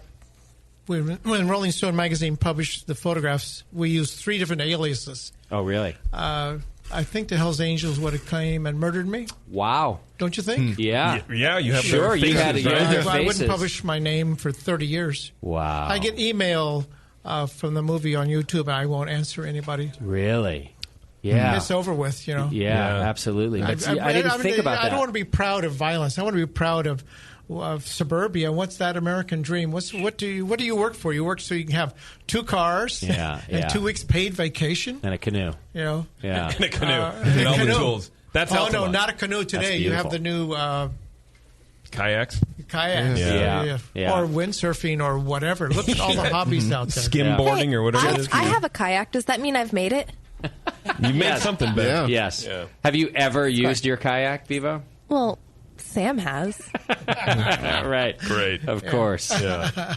Real quick, before we move on, hey, let me let you folks remind you about the Siebel Institute. That's right, the Siebel Institute, America's oldest brewing school.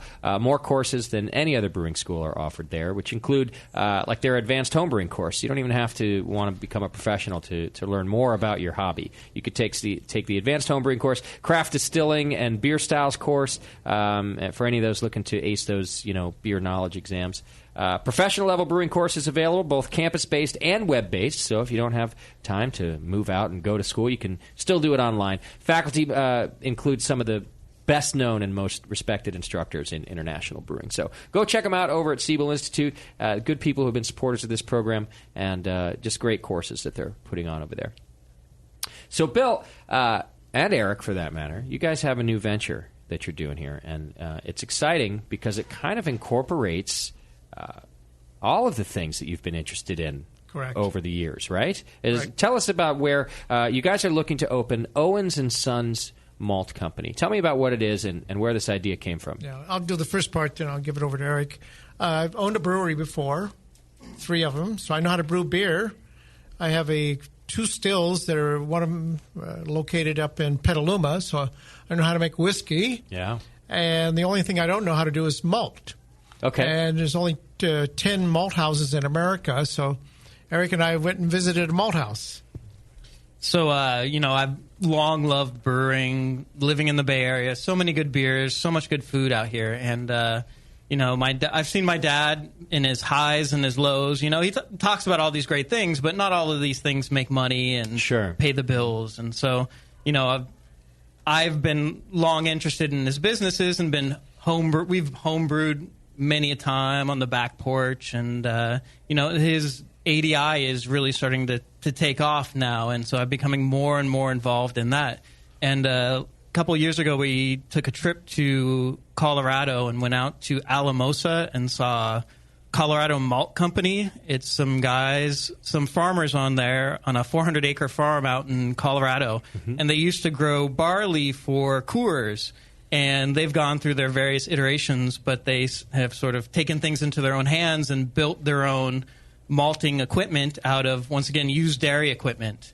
And so to go out there and see these guys go from a milk jug tipped on its side to setting up 2,000-pound capacity mechanical machines built by themselves to make malt and selling it all over the country was very inspirational. Okay. So, yeah, since then I've been bugging the old man and saying, hey, we should open up a malt house. So one of my friends works at Coors and retired, and he's been lived in Thomas. England. Yeah, Dave Thomas, and lived in England for a long time.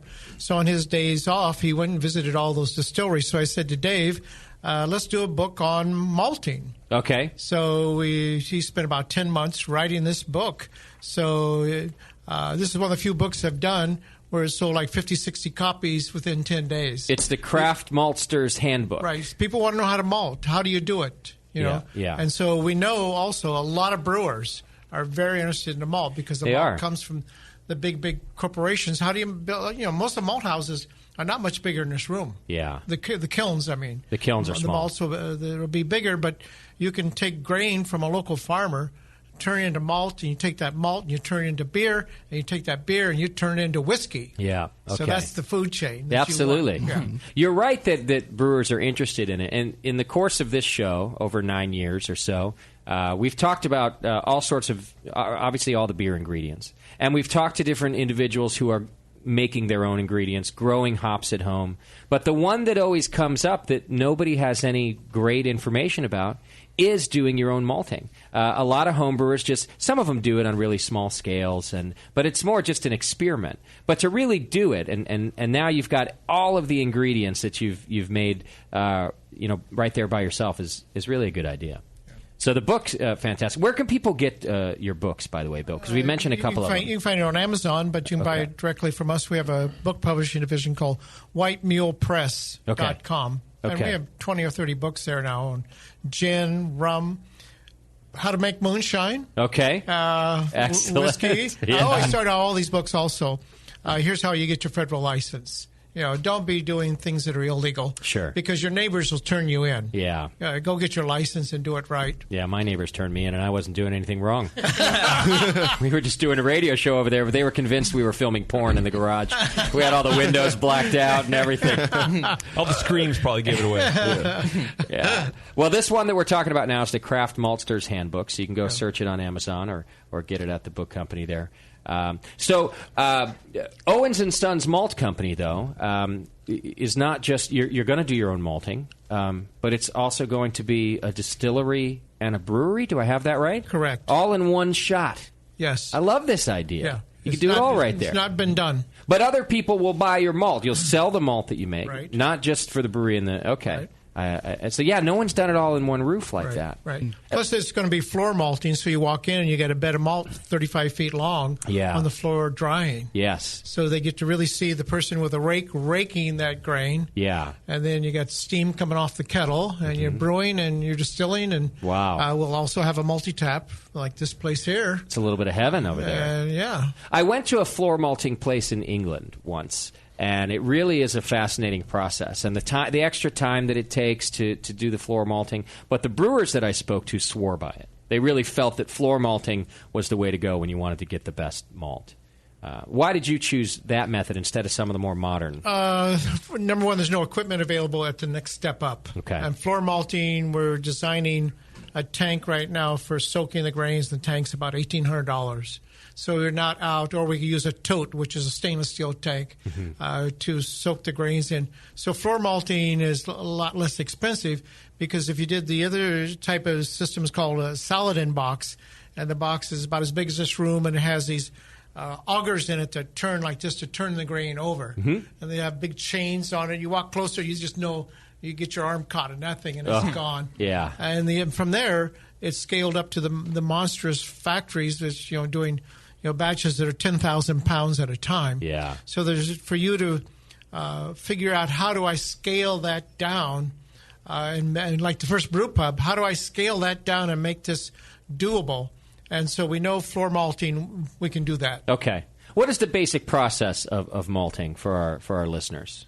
The basic process is we're going to have about 1,000-pound batch capacity. So a soaking vessel that'll hold about 1,000 pounds of grain.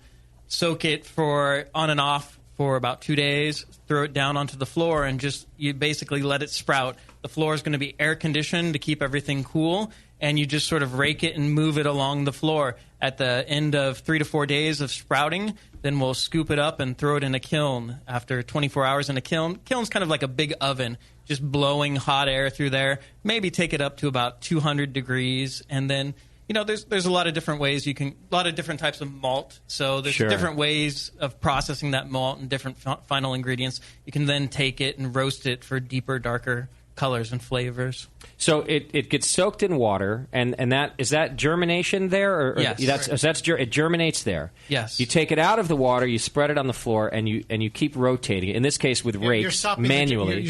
You want to stop the germination. You are bringing it out of the water, spread it on That's the floor, what and you're the stopping. germination stops. Why does it have to be rotated like that once it's on the floor? It'll grow mold. Okay. To take a step back, too, sort of soaking it, too, is, I don't know if you've ever sprouted beans at your house. Mm-hmm. You put beans in water, you leave them for 24 hours, and they get that funny stuff on top. It's because it's a live thing. You're essentially drowning it. Okay. So you want to put water onto it to the point where it absorbs water, but that's a living little seed there. So you kind of got to drain it off and let it breathe oxygen for a while. Then you soak it again and just drown it for a little while until it's almost too much for it, and then you let it breathe again, and really to get that seed growing and alive. It's like sex. Yeah.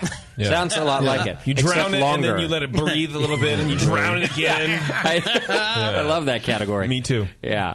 Okay, so it germinates there. You then put it on the floor, and on the floor is where it sprouts. This is where you see the endosperm coming out? Not in barley. Not it grows on the inside of the seed in the barley, so you don't really see it until it pops out. We call it a beard. You see a little beard. Okay. The rootlets will grow out of it, but the endosperm is actually growing inside of the seed. And how do you know when it's done, when it's ready to kiln? It's, there's mechanical ways of doing it. There's infrared ways of doing it, and you can cut it in half and squeeze it with your finger, and there's other ways of doing it. Okay.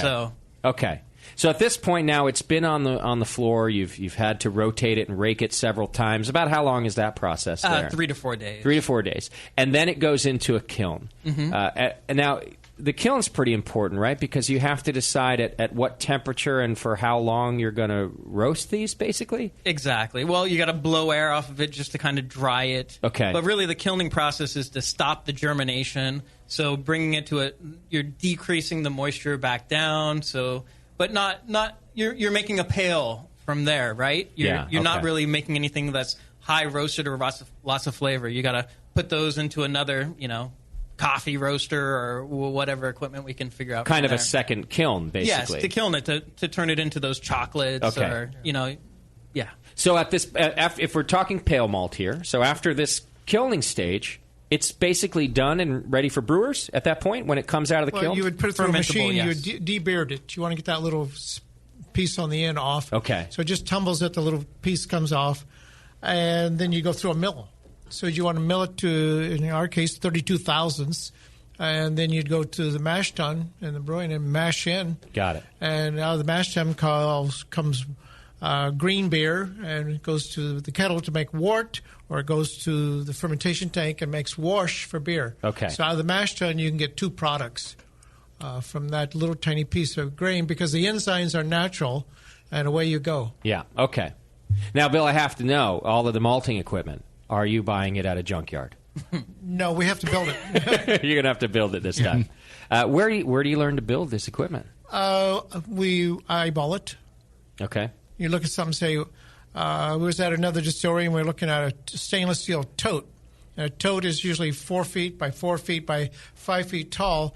And we're looking down the bottom. All of a sudden we notice it's got the holes for the forklift. Hey, we don't have to have this permanent. We could move it. So we could put it in and soak it and move it off the floor and move it in the back room for 2 or 3 days. Okay. Then we could drain it, bring it back, connect it up to the heater, and blow dry it. So we're going to be a dual-purpose tank. So you need a false bottom, which is the V-wire. So it means the heat can get through, but the grain doesn't get through. I see. So we're engineering that right now, and we have a bid out on doing it. Mostly you don't want places where the rootlets get hung up when you clean it out. You got to clean everything out, wash it out, dry it. So you got to be able to pop your V-wire screen off the bottom, clean that up, and keep everything spotlessly clean. But it's not rocket science. No, that sounds like the principles of malting are fairly simple. In fact, they're age old too, aren't they? It's been the same for years. But still, manufacturing the equipment is a feat in itself. Right, but there's not. If we make a mistake, we're only out $1,800 on that tank. Got it. You Which know, is very different than buying. I don't think we'll make. I don't think we'll make a mistake on this one vessel. Right. Well, so folks, if you want to get involved, there's an Indiegogo campaign right now, and they're looking to raise money to do the malt house, the brewery, the distillery, all under one roof there, and you can help out. You can search them on Indiegogo, Owens and Sons Malt Company. I've put the link on our live stream page, so those of you who are watching the video, it's right there on the same page that you're watching this live video. And those of you who are downloading the podcast, you can go find it there too. Or is there a direct URL to go to the Indiegogo campaign? Will owensmalt.com work? Owensmalt.com will work. That'll take you to the Indiegogo? Yep. There's a link on there it's called Indiegogo link. There right we on go. the front page. You guys just put this up today, right? Yep. Excellent. So you're just getting started. Do you have a location picked out? And yeah, okay. On Main Street, about 2 blocks from Buffalo Bills. Oh, is that right? Nice. Downtown Hayward. Downtown Hayward. So Interesting. The place was an old furniture store, so it's got the 35-foot ceilings with the big giant arches, and the landlords redid the whole building. The sprinkler system's in, the HVAC is in, all the breakaway doors for fire, all that stuff comes with the building. And another distillery was going to go in there. The guys from Livermore. Sutherland was going to go in there and did all the work on the building, all the drawings, everything. And then the city said, no, you have to be a restaurant. And they said, we don't want to be a restaurant. Yeah. And so they moved to Livermore. And so that building sat there for another year empty. And then my CPA called me one day and said, Bill, I think I got a building for you. And I went and looked at it. And to make our film, what we did is we hired a drone. So Eric's in the back of this 32 Chevy holding a small kettle, and the drone is hovering over us as we drive the Model A in. And nice. It's very, very cool. You can see all that on the Indiegogo campaign. If I were you, whether the building and space would work or not, clearly it wouldn't.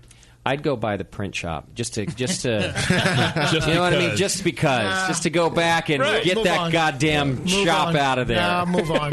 Move on. You know, the beauty of the Indiegogo campaign, too, unlike when you had to raise money originally by just asking people, is there's no charade here of maybe you're going to pay them back. Yeah. Right? They just give you money. Well, back then you had to act like you were going to get their money back. We offer courses. You get things for it. You get a lot. Well, we offer a lot of books. We offer courses on brewing, distilling, and malting. Mm-hmm. I'm offering prints from Altamont and the Rolling Stones. Nice. And so we have a lot we had to edit back some of the things we're offering people. For $40 to get a book.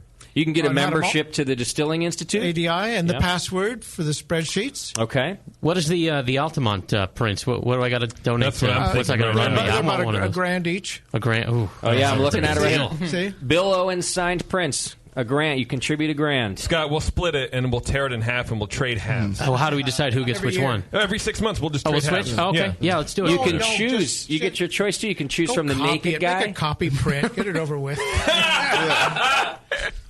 Just rip it off. What size are we talking? I think they're 11/14. Oh, okay. Nice. That's a deal.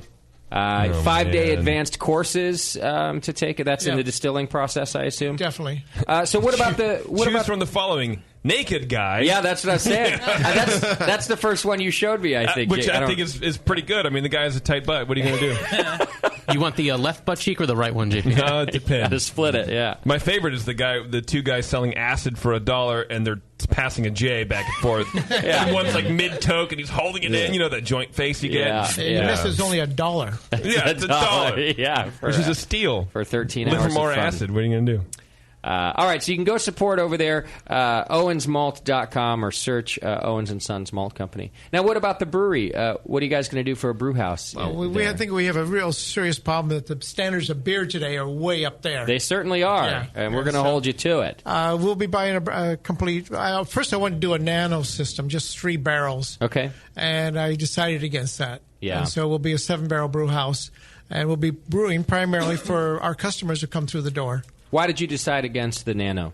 We looked at the numbers. You can't make any profit on a nano. Yeah. Tasty's been saying that for years in here. Whenever the nano topic comes up, you got to make some volume, don't you? And if we're malting our own grain, we've saved a lot of money on the grain. Yeah. To make the nano make money. And also, I leave next week for Germany to go see the still under construction. Okay. And it's 92 gallons, and that's a small still because average one out there is 400 to 500 gallons. I see. But if we do it right, we'll orchestrate the flow of malting, brewing, and distilling. Sure. And really be a production facility. When people come in, they will see somebody working there. Yeah. And I think that's what you want to see. You want to see what they're doing, because people have a million questions. And, Oh, yeah, and absolutely. a lot of disinformation. I was going to say, one of my biggest things I like to tell people, when you think that you're going to go make pumpkin ale, and you're going to grow the pumpkin, Yeah. and you're going to throw it in your mash tun, Yeah. and you're going to cook it, then you're going to throw it in your kettle, and you're going to boil it, and then you're going to put it in and ferment it. When it comes out, it doesn't taste like pumpkin. A pumpkin's a gourd. There is no cinnamon. There is no ginger flavor. Mhm. You have to add the flavoring Sure. at the end, folks. Yeah. So what do you do to add it when you're a small little brewery? You go to the supermarket, to the spice shelf. There's a little can called Pumpkin Pie Spices. Aha. Now you take that home to your coffee filter and you perk it. Okay. So now you got a quart of pumpkin juice. Now that's a good idea. Not even putting the spice in itself. Wow. You've got the perfect balance. Okay. Because if you think you're going to go get the right balance by adding those kind of spices to a boiling kettle and compete against hops, you got a real problem. We talk about that all the time, and our advice has always been you got to just start so small because. But you're right, to dial it in, it's still several batches before you figure it out. You buy the spices ready to go, and then you tincture it. Basically, Yes. you make that. Yes. Smart man. But you're still not supposed to boil it. You say put it in a coffee percolator? Yeah, you just perk the coffee through it. You know, the water comes over the top and drips through it like a drip percolator. But it's hot water though, but just not It's hot boiling. water, yeah. Okay. And then you got a whole pot of it, and you let it cool down. You throw it into your finished beer. You don't put it in fermentation. You go to the finished beer, because you throw it into finished beer, now you got a problem. Some of that stuff is going to get down into the yeast, so that yeast now starts to mutate. So you do that 2 or 3 times, and pretty soon you got a yeast that's got some kind of foulness to it from something. Okay. So you have to start over again. I had some questions come in from the chat room. Guys, you can hit the chat button on the homepage, as always, or call 888-401-BEER if you want to talk to Bill yourself. But one question that came through is, and I think this is a good one, who's your target customer for the malt side of the business? Who will be buying your malts? Any of the small breweries out there, anybody really. We've been, maybe outside of the hope is for local bakers, but homebrew shops, small breweries. We're not going to be able to do the largest batch. That's what I'm probably wondering, a 2,000 to 3,000 pound batch capacity. So maybe we'll sell a ton at a time. Mm-hmm. So I think that's sort of the answer there. We can't really think about supplying the bigger breweries at that size. And there's 200 brew pubs in Northern California. Okay. I mean, you let them know you get some hand malted malt available, they're going to want some. Sure. No, I believe they will. I've talked to brewers, and they're very interested in having their own custom malts. Yeah. For special beers, maybe not year-round. Yes, yes. And you wouldn't have the capacity to provide anybody all the malt they need. Exactly. They'd be really small. Are you just going to do a base malt for the most part? At the beginning, the malt? yes. We have a lot to learn. Sure. Yeah, there you go. And Those things you're are also holding. providing for your distillery and your brewery also. Yes. Yeah. But also, too, we're looking at malting anything. You guys want to malt some corn and throw it in some beer? We'll have the capacity to do that. Malt oats or any grain out there, we'll have the capacity to malt it. So, Very nice. I like your candor, Bill, that when you just freely admit that you've got a lot to learn. I think that folks come in and say, "No, we're everything's going to be great. We got it all dialed in." But you're really saying, "Hey, we're starting a new thing here. We've never malted before." You've obviously experimented with it. The both of us have been to 4 or 5 small malt houses, and half of them are pretty funky, to say the least. Oh, yeah? Yeah. You're not planning on the funkiness. So the bar is low. The bar is low, and the person who wrote this book, Dave Thomas, I mean, these guys are biochemists, and they're saying, here's what we need to do, and here's what we need to pay attention to. Okay. And eventually, we'll be writing, I would like to do a small book just on how to floor malt grain. Yeah. I just don't have the time, nor can I find anybody to write that 56-page book. So we were just out in Michigan. We mentioned you guys were just out there as well. Yeah. And there was the Michigan IPA. Michigan, big shout out. Fantastic beers. Yes. As good as it gets out here, I thought. Absolutely. But so we went and visited Wendell, Michigan Malt. He's north of Grand Rapids out there. And he's on a farm, all used farm equipment, and I believe he supplied the whole Michigan IPA with their locally grown malt. Yeah. So, we've been to a bunch of these little guys out there. There's maybe about 40 of them now. There's the Craft Maltsters Guild just popped up. Yeah. Andrea out at Valley Malt. She's out there on the spearhead, and it's going on all over the country. Sure. Where there's guys out in Texas where you can barely even grow malt out there. There's a malt house out there. It's just going on all over the country right now. Well, and I certainly don't mean to say that you guys haven't done your research and you have no idea what you're doing. I just like that you say, well, we're giving this a go, and people are doing it, and we want to do it here. I like the idea. Where's the grain going to come from, the actual grain? Do we know that yet? Hopefully from California farmers. Yeah. We were out at Fallon, Nevada. There's a winery, a distillery out there, and they're growing a bunch of Copeland out there, which is the classic varietals. And, so there's also people growing California barley malt right now, I believe. I've heard it's up in Shasta. I don't know exactly where it is. That gets malted out in Idaho or something. But there's farmers out here growing it. So who exactly right now? I mean, if you're a farmer listening to us, let us know. Give us a call. We're interested in buying some malting barley. Go to owensmalt.com and we'll buy it by the ton. There we go. Excellent. And why Hayward again? That's where I live. Yeah. So we talked about a number of locations. I'm just saying I don't want to be involved in a business that's a 2-hour drive or a 1-hour drive. Sure. And so this place is, 20 minutes, 10 minutes from my house. Found a good spot. And so if something has to happen at 2 o'clock in the morning, a fan has to be turned off or something like that. Then you call Eric and you tell him to go the 10 minutes to work. I can run down there and kick that switch. But plus, you guys have dealt with the city, right? Building a new business. So he's established in the city of Hayward. Mm-hmm. We hope that'll help the whole process along because there was a distillery there that couldn't get through it. And so we're hoping to open another distillery there. Yeah. But we're offering other things as well. So it's sort of that hope that we can get it done in Hayward. Excellent. Yeah, you got to deal with the fire department, the planning department, and that's your obstacles, is to convince them you're not going to blow the city up. So you got a 92 gallon pot, I guess you call it. Yeah. And you're doing, which is about 3 barrels. And then you're doing a 7-barrel brew house. So when you go to fill the pot, you have this extra wort. Will that just go into the normal beer process, or isn't the makeup a little bit different when you're? We'll have to size that. Coming out of the still, it would probably, if we double the still, it would take 3 runs at 40 proof, and then you go back in the still to get it up to 120. Right. But to come out of the mash tun and get 92 gallons of wort at 8% alcohol and not have 2 gallons left over, you don't care, but you don't want 20 gallons left over. Yeah. So we're still working on sizing that. But again, we have some people that are consulting with us, and I'm not afraid of that one. That's great. And plus, you got to remember, if you want less wort, you just put less water in, don't sparge so much. Yeah, so you get higher alcohol. Yeah. Or if you got you need more, you just sparge it more and the alcohol drops. We're distilling, we don't care. We can distill at 6% or 9%. Right. It just seems like in terms of sizing the brew house, you want to make sure it'll make that small batch for you. You got to match a lot of stuff. Yeah. How does the grain bill and mash temperature work for doing a wash? Is what? Are you looking for a lot of simple sugars? Or are you looking for a high mash temp to get a lot of dextrins? There's 2 schools in distilling right now. There's distilling on the grain and distilling off the grain. So classic is you distill on the grain. You ferment on the grain, you pump the whole thing over into the still, and you run the still that way.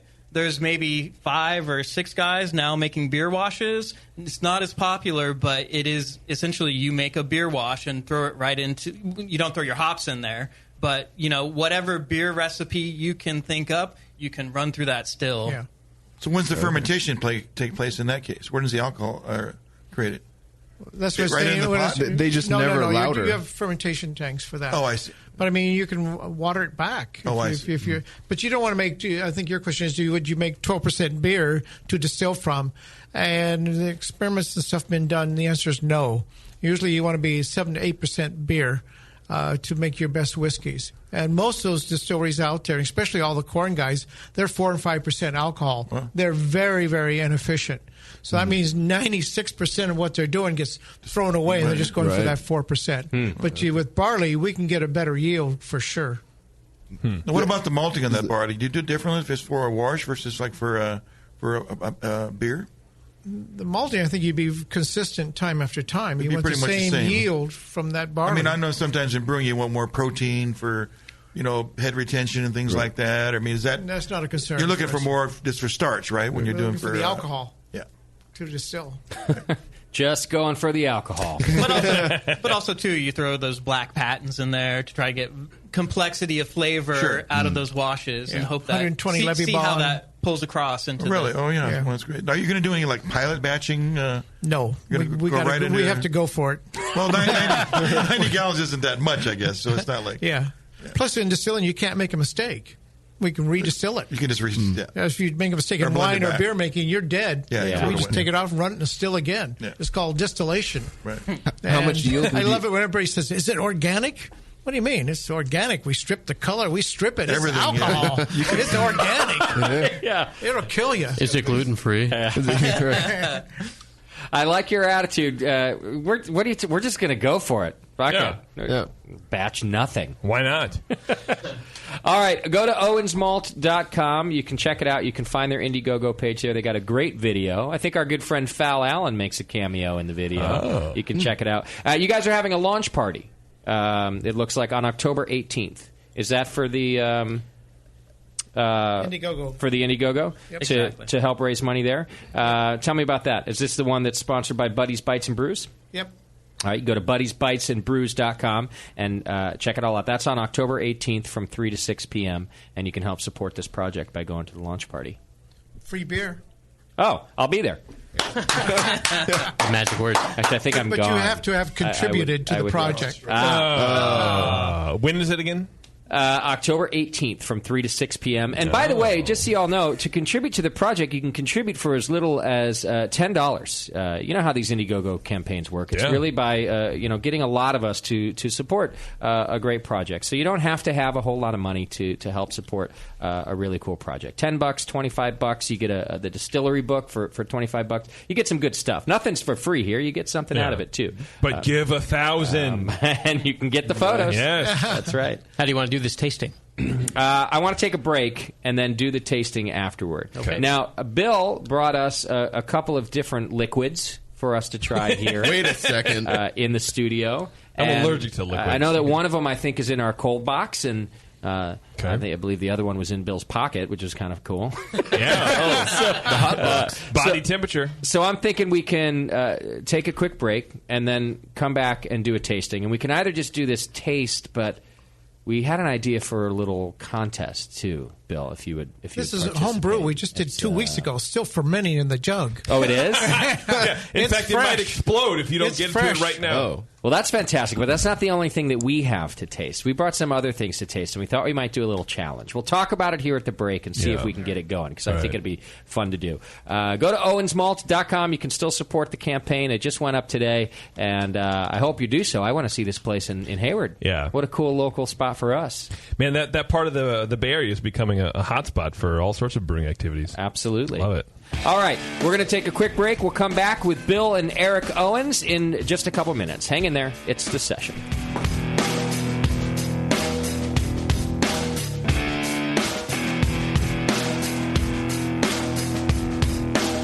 You're listening to the Brewcasters. The Brewcasters on the Brewing Network.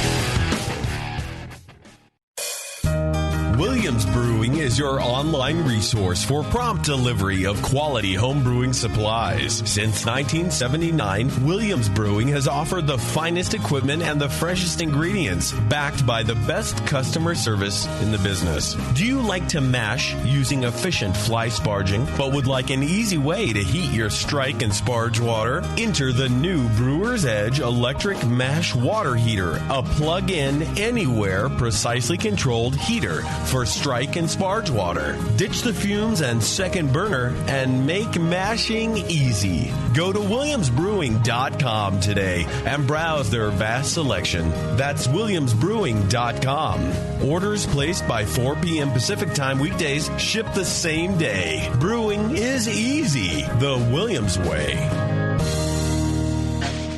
When I order a beer, I want my server to know more about it than I do. I want someone who enjoys good beer and loves helping others enjoy it too.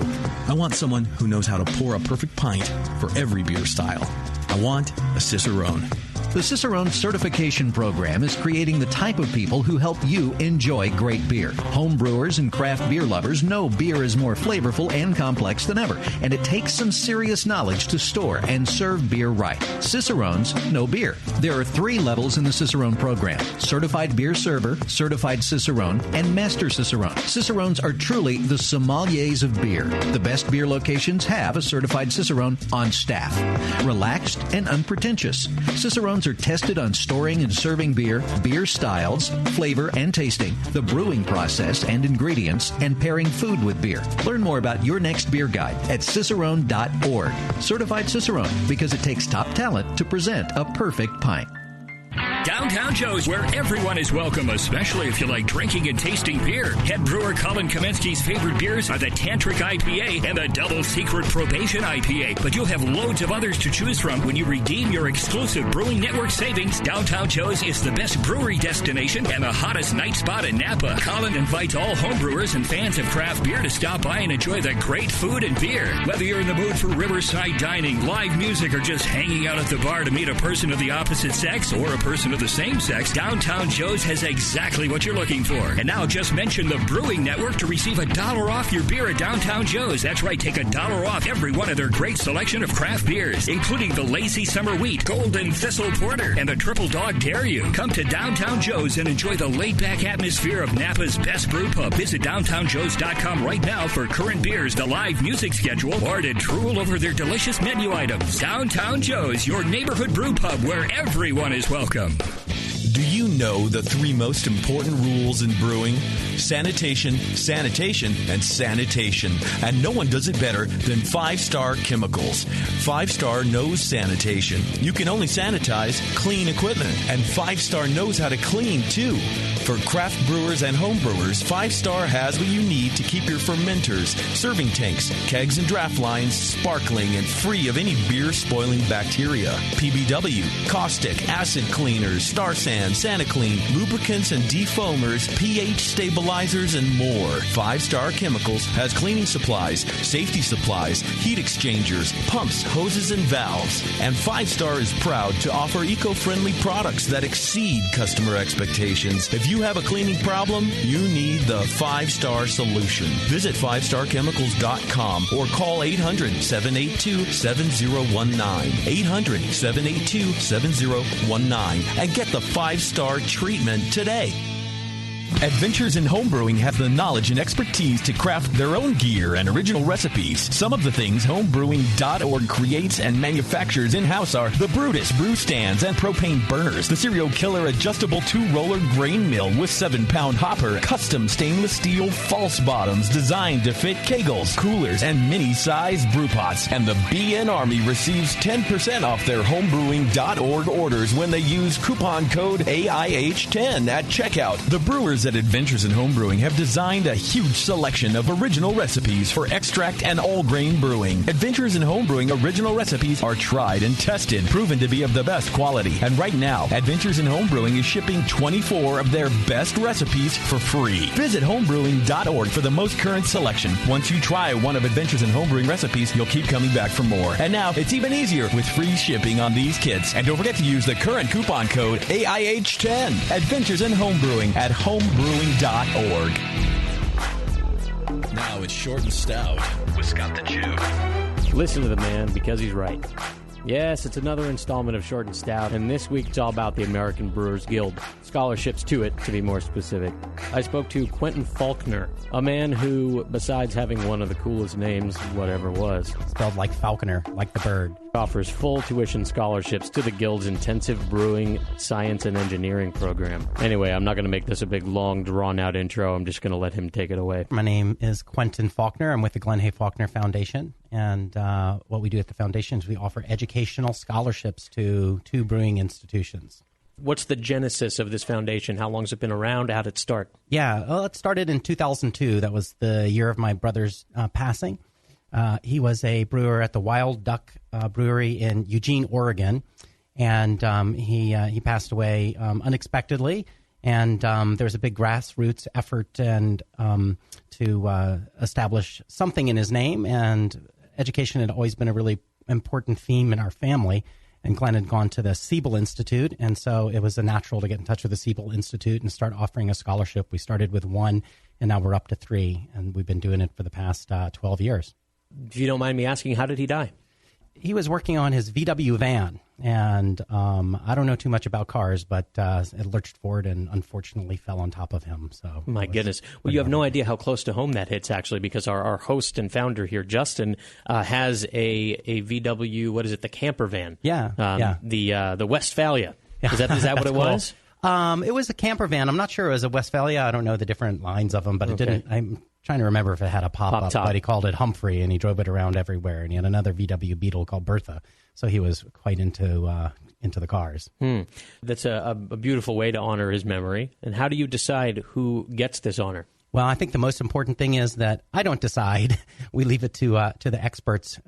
When we established the scholarships, we went around and talked to probably about 50 to 70 of Glenn's friends and other people, movers and shakers in the brewing industry in the Pacific Northwest, and we asked them what they thought would be the best kind of dream team for a scholarship selection committee. And so that what we did is we ended up by putting together a 5-person scholarship committee, and now we have 2 rotating members of it. So we leave it to the experts. The role of the foundation is to promote the scholarships and to coordinate with the experts and make it all work. And so it's worked great for the past 12 years. And about 5 years ago, we established a scholarship with American Brewers Guild, and we established a separate scholarship committee, and we have 5 permanent members and 1 rotating member. So we like to do it that way. It keeps it fresh and relevant.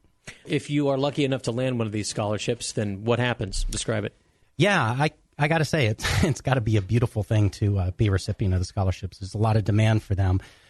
So there's 3 different scholarships aimed at different kind of levels for the brewers. There's one that is to Siebel's Concise course, which is a 2-week course in Chicago, and it's really intended for kind of the junior brewers, the folks that have been at it for 2 or 3 years that are trying to move up the ranks, still putting in some of the fundamentals. And then we have the International Diploma course at Siebel, and that's really for more advanced brewers. And that is a 12-week course, 6 weeks in Chicago, 6 weeks in Munich. It's kind of like the creme de la creme of the scholarships. It's worth about $25,000 with the travel stipend. And that's kind of something that kind of could be a real career changer for somebody that receives that. The third scholarship we have is to the American Brewers Guild, and it's the Intensive Brewing Science and Engineering Program, which is a 6-month distance learning program with a residential week in Middlebury, Vermont. And that's really intended pretty much from home brewers to kind of mid-career brewers, and is a super popular one among craft brewers especially. So it's been 12 years, which means that you must have seen noteworthy outcomes from people who have received this. Can you tell me about some of the stories of people who've received this in the past? Yeah, well, there's a bunch of folks that have gone on to do many great things. Be the head brewer. There's the guy that's the head brewer at Laurelwood, and when he received the scholarship, he was kind of a junior brewer, kind of moving his way through.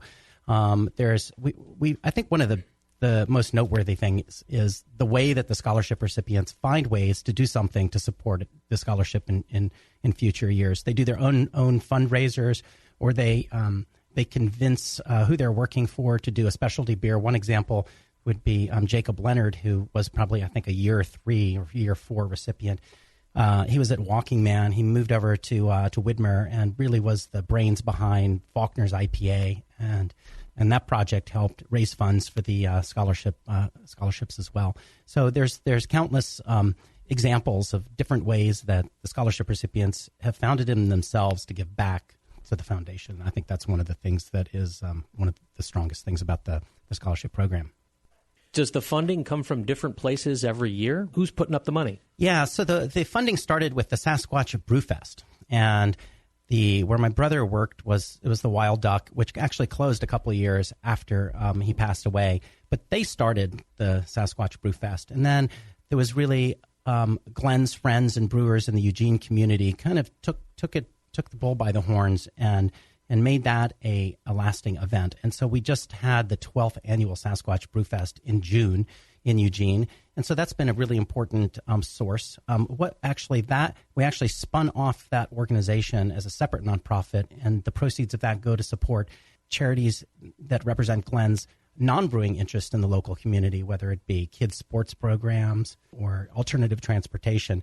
But we've taken some of the early monies, along with our annual Sasquatch Brew-Am, which I could tell you about a little bit later, and also the various fundraisers. We believe it or not, there's probably about 5 or 6 fundraisers that somebody might throw themselves a party and donate the proceeds. It's kind of like, it's really a beautiful grassroots thing.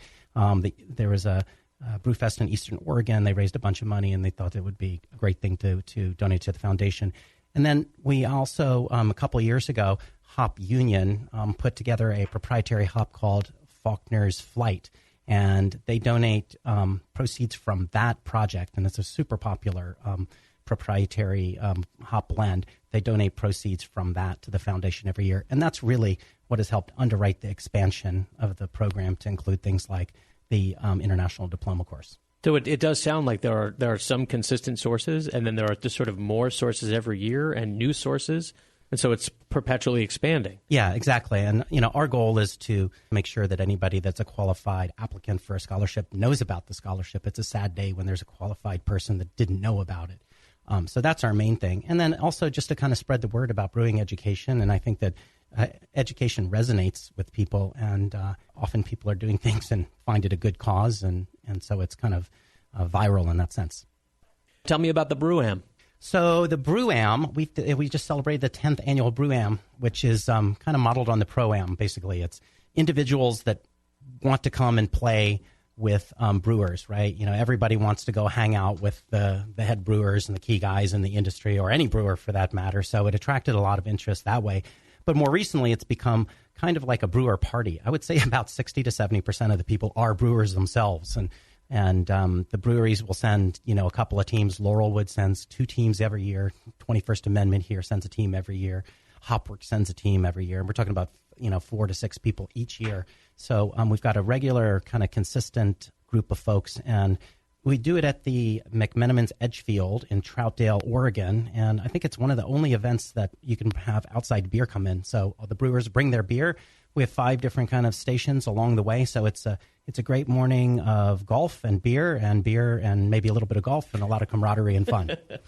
Yeah, if you can swing your club at about hour number 4 of that tournament, you're doing well, right? That's right. Well, fortunately for everybody, it's a par 3 and it moves pretty quickly. Okay. And then we have a big raffle that's super popular, and but it's a nice fundraiser. But I think more importantly, it's a great connection for people that are up for the Oregon Brewers Festival, and it's a smaller venue event than the Brewers Fest itself, and I think the brewers especially like to hang out with each other there. When you started this scholarship, did you have an idea in your mind of what this was going to look like? Did you have a goal, or did you just sort of start and we're going to see what comes? Yeah, I think the goal was to make it to the next year, quite frankly. The Sasquatch Brewfest provided some nice funding at the beginning, but then the Wild Duck closed after 2 years, so we were wondering where our funding source is going to go. And then Glenn's friends and the local community all got together and made that a sustainable event. I think we kind of developed a bit of a vision 2 or 3 years into it. The vision really is not just to have one single scholarship for junior brewers, but to have a scholarship that appealed to brewers of all different levels. And so we built that out with the International Diploma course and the American Brewers Guild Scholarship. And then we also, our geographic region for the applicants is kind of Pacific Northwest, and we've kind of built that out through the Rockies. And so we cover basically about half of the country, so it's basically all the western states and the Rocky states right now for the scholarships. I think our future vision is really to kind of build it out. Glenn was from Atlanta. I was from Atlanta, too. We grew up in Atlanta. And Glenn started his home brewing in Georgia. And I think that we'd like to bring a scholarship home to the Southeast. And that's kind of the next goal for us. Was he your older or younger brother? He was my older brother.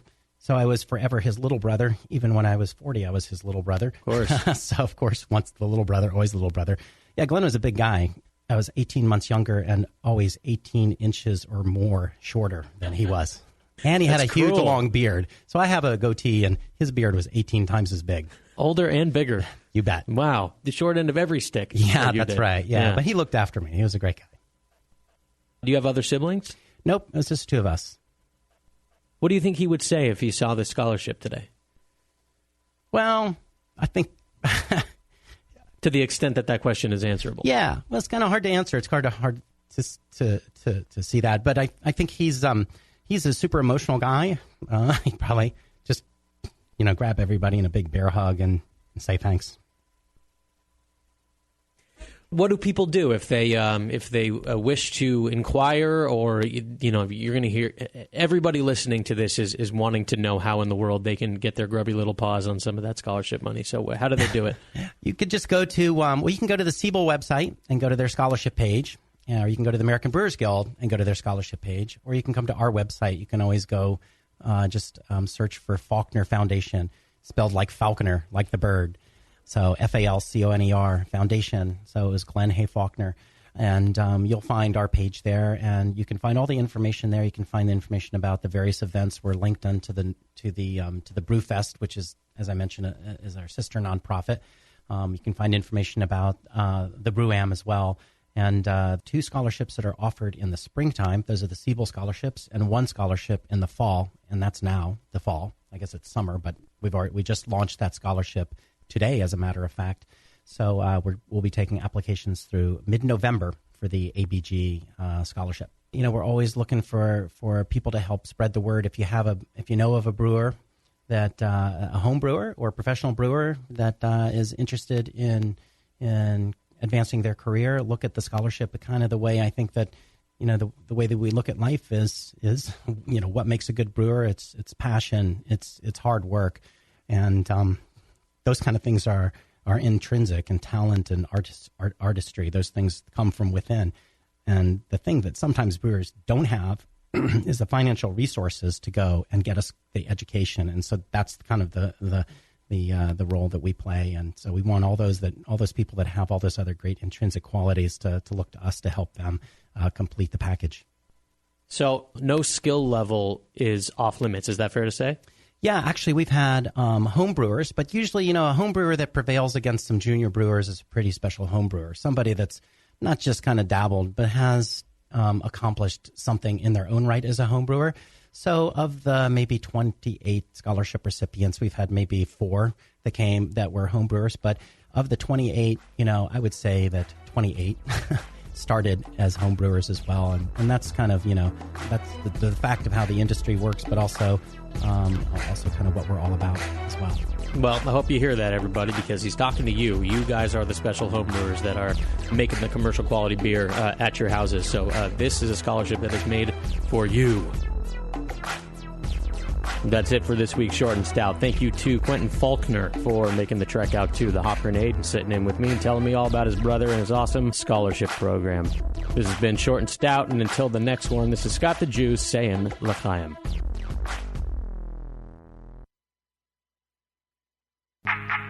You're listening to the Brewing Network. Because like beer, radio shouldn't suck.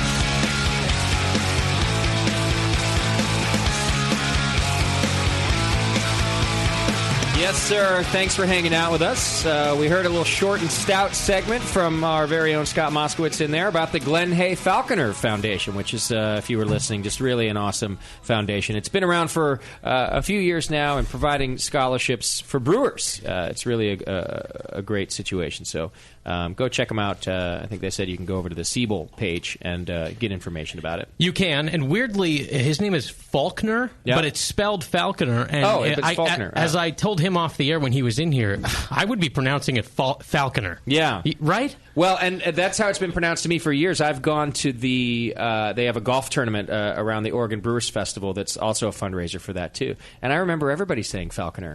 I would, and you know, if you're listening, Quentin, Faulkner. go with it, baby. Falconer.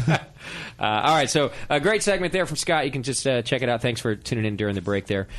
One thing I need to let you know about before we move on with a little tasting we've got going on here is the American Homebrewers Association. Our good friends over at the Homebrewers Association, who I feel like we've just grown up alongside them. You know, we went to the first conference back in 2006, our first conference as the BN, and we've really just sort of grown up together ever since. You can go to homebrewersassociation.org, just an awesome website, and become a member of the Homebrewers Association because they're the ones who deal with legislation that keeps us allowed to homebrew and bring our beer to different places, and they do a really great job. I think last time I talked about this, Tasty, I mentioned that, you know, there was the law passed that sort of helped us by allowing homebrew at festivals, but then it also hurt us potentially putting the National Homebrewers the language was kind of detrimental in a way. To California. Right. And the AHA has already fixed that problem. They helped a lot. They're really great at it, and it's a small yearly membership fee, and I really think you get a lot out of it, including Zymergy Magazine.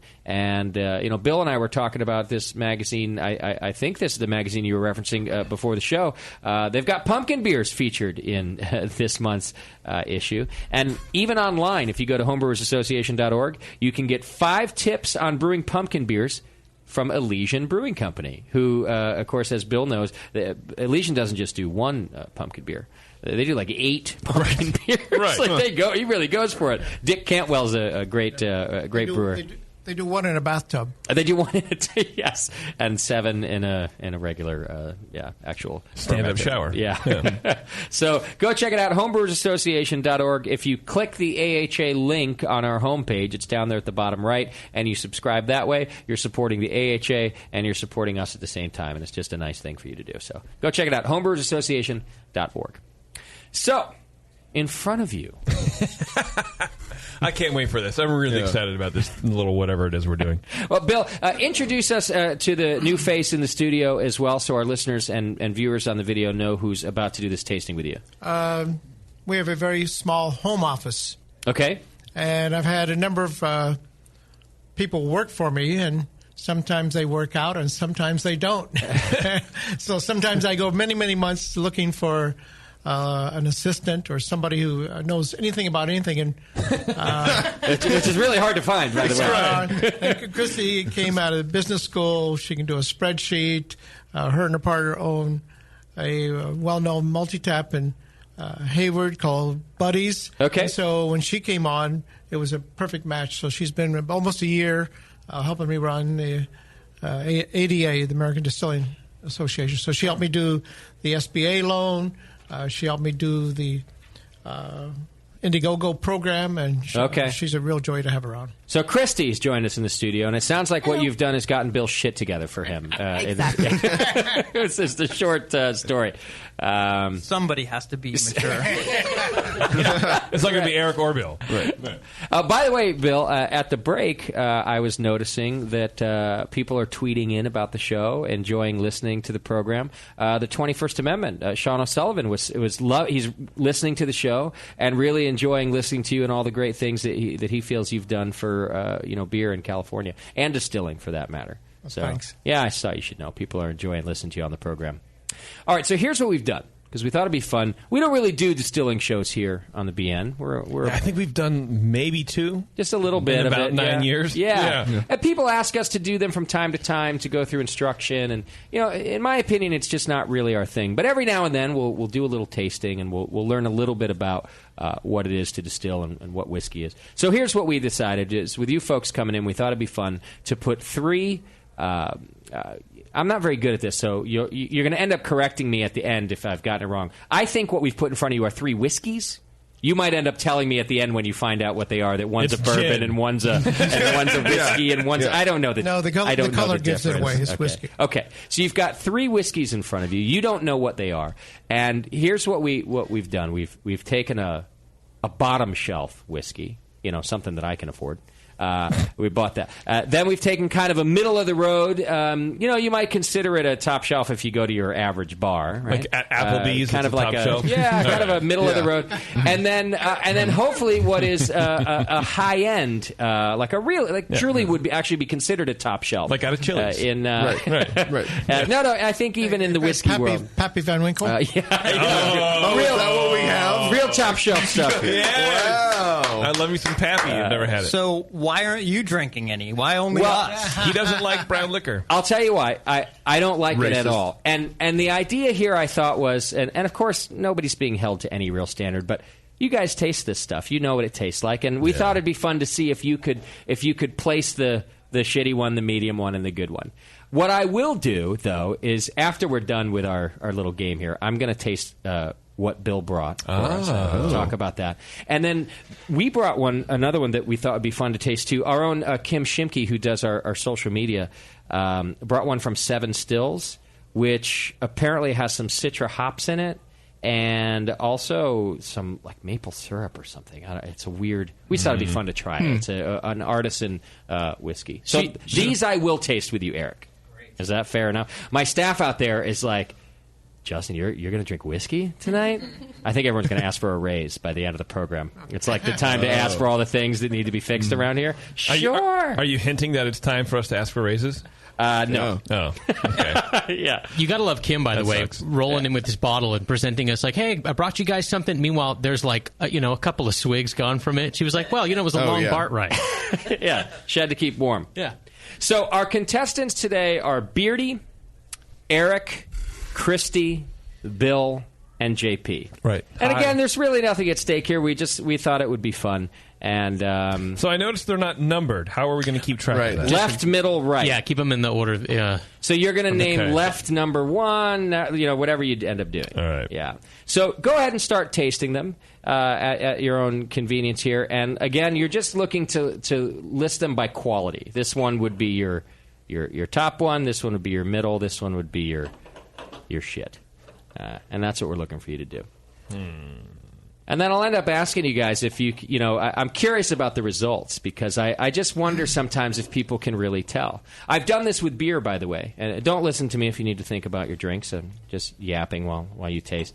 But we've done this with beer where we've had brewers come in and we've given them like a, really kind of a macro beer and then a pseudo craft beer and then what's supposed to be a high-end craft beer. Or even worse than macro, we've gone with like King Cobra, just gone with like the malt liquor for the bottom shelf. Super. Ooh. And we've notoriously done terrible at it. As we sit in here and talk about how we taste good beer all the time and we know our craft beer, and we have notoriously done horrible at this test of figuring out which one is the good one. When it's blind and you don't have the label anymore to know what's happening, the King Cobra becomes a Märzen. All of a sudden, it's very malty. It's interesting with the malt liquor because you taste it maybe next to a Pabst or something, and you think that King Cobra's to craft because it actually has some malt character. Right. And you just pick. It turns out it's. Well, you got to remember also the flavor comes through nose. Okay, yeah. The nosing is very, very critical on all products. So I definitely noticed, Bill, as I was watching everybody, the first thing you did was really just smell each glass.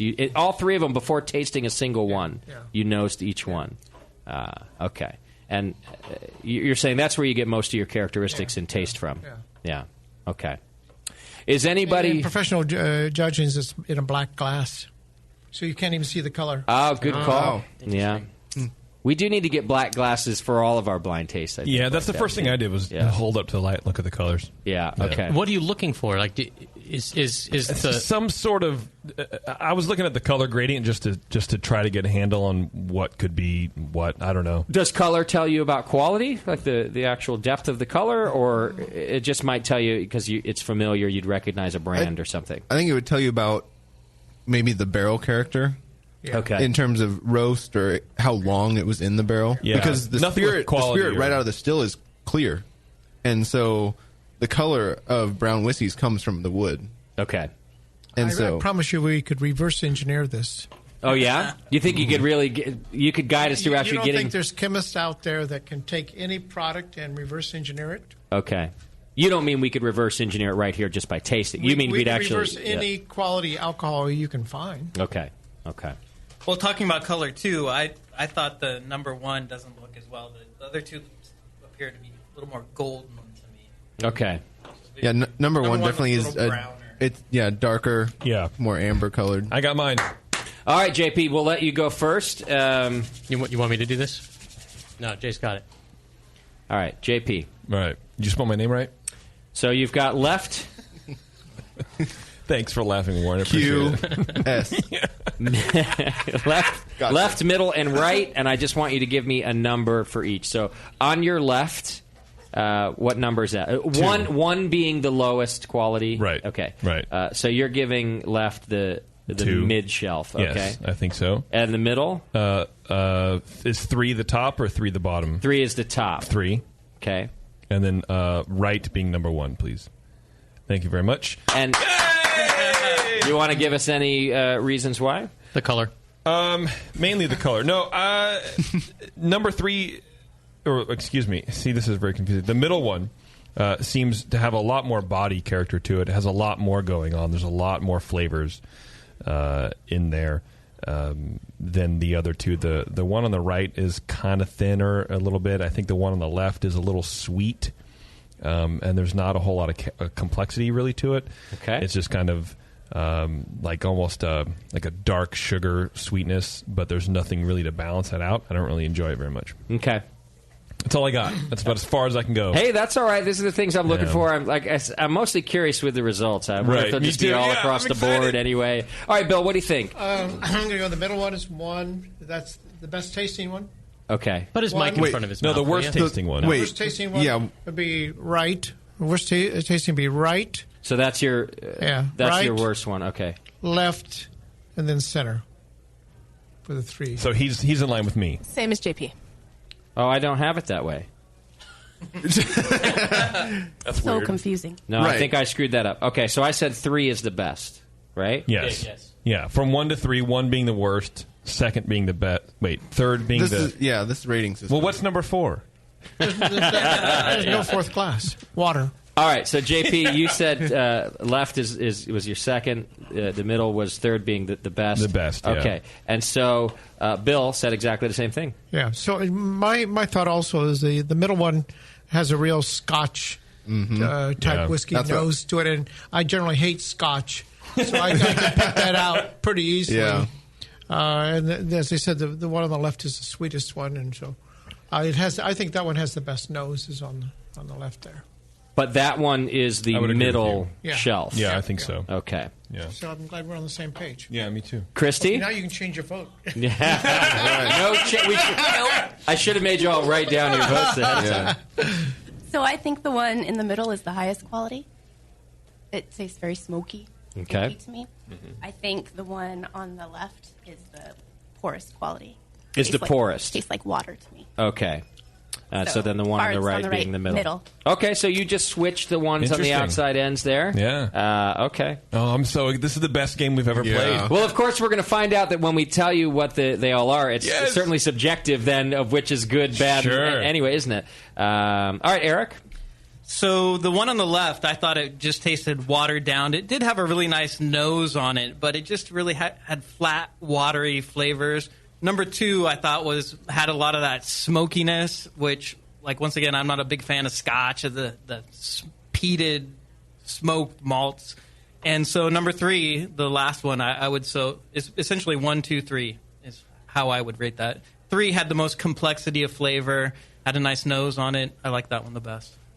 Got it. Okay. So for you, they're in order, left to right already. Exactly. Yeah. Okay. Beardy? I think 1 would be the bottom shelf. 2 is definitely a Scotch, or I guess we're going left. Right, yeah, you have to. Yeah, I got it. I'm with you. I got it. So Beardy. left, dumb is bottom. the worst. Yeah. 2 is definitely a Scotch. Yeah, and so I'm trying to compare the quality of this Scotch versus the quality of the not Scotch in the third one. What's the difference between a smoked malt whiskey and a Scotch? Smoked malt? Usually. Smoked malt. Is what's in Scotch. They make it from barley, where we make our whiskeys in America from corn. Okay. Big difference. Okay. They can use peated, and I think some distilleries use wood smoked also. I don't know that peat is required. So what does it mean when they call it a Scotch whiskey? It's the same. It's redundancy. A Scotch is a Scotch whiskey, well, right? A Scotch is a type of whiskey. So it's the same. So Scotch is a Scotch whiskey. Okay. Yeah. They're just trying to sound fancy. Yeah. I was reading my one of my whiskey books today about the smoking of the grains. Usually they use wood fire, right? But back at the turn of the century, they'd cut down all the trees in Scotland, and there's some bogs out there that'll burn. So they're using the bogs to burn, and the smoke picked up as a flavor and a characteristic by accident. Oh, interesting. So I would say center I like the most, and then the right would be the middle. Okay. The road. All right. You're tied. You have the same choice as Christy. Eric is on his own. He's the only one who just went 1, 2, 3 on an island. And then, a lonely island. And JP and Bill also chose the same. Did Beardy finish? I'm sorry. Yeah. Yeah. Okay. Oh, yeah. Oh, I finished all over. Right when he said the lonely island. He said that his left was the worst, the middle was the best, and the right was the middle of the road. I'm going to punch him later. I look forward to it. Everybody, No, you don't. except for Eric, chose the middle glass as the highest quality of liquid that we put in front of you. Yeah. Obviously, it might be different if it's a Scotch. So why don't we find out what the three are? So what is on the left? The left is Kessler Blended American Whiskey. It was under $3. It is the bottom shelf. Beava's holding it up right now. Kessler, there it is. Wow. Oh, she's been hitting it in the other room. Yeah, that's definitely less full than when it went in there. Yeah. So Kessler. Huh. So in terms of plastic bottle and all. Wait a minute, it comes in a plastic jug, too. Yeah. In terms of perceived quality, Christy, Eric, and Beardy all named the whiskey on their left correctly as the lowest shelf. What is the middle one? That is the good stuff. That's Walker Double Black. Johnny Walker Double Black label.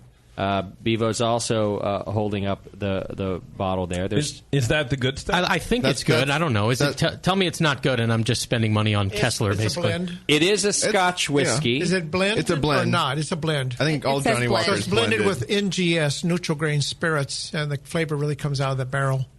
And so this might be what you all were picking up in the aroma and the flavor and The barrel. the barrel of that one. I've never had a Johnny Walker before. So this I is never have interesting. either. Ah. Are you guys serious? I've Yeah. got my wife for Christmas got me a Johnny Walker Blue, which is That's like the top. best. Of Yeah. the, Yeah. Let's drink I it still haven't tonight. had it. Let's drink it tonight. Have you Okay, opened it all yet? of it. Have you opened it? I have not opened it yet. My dad was That a was Johnny Walker guy.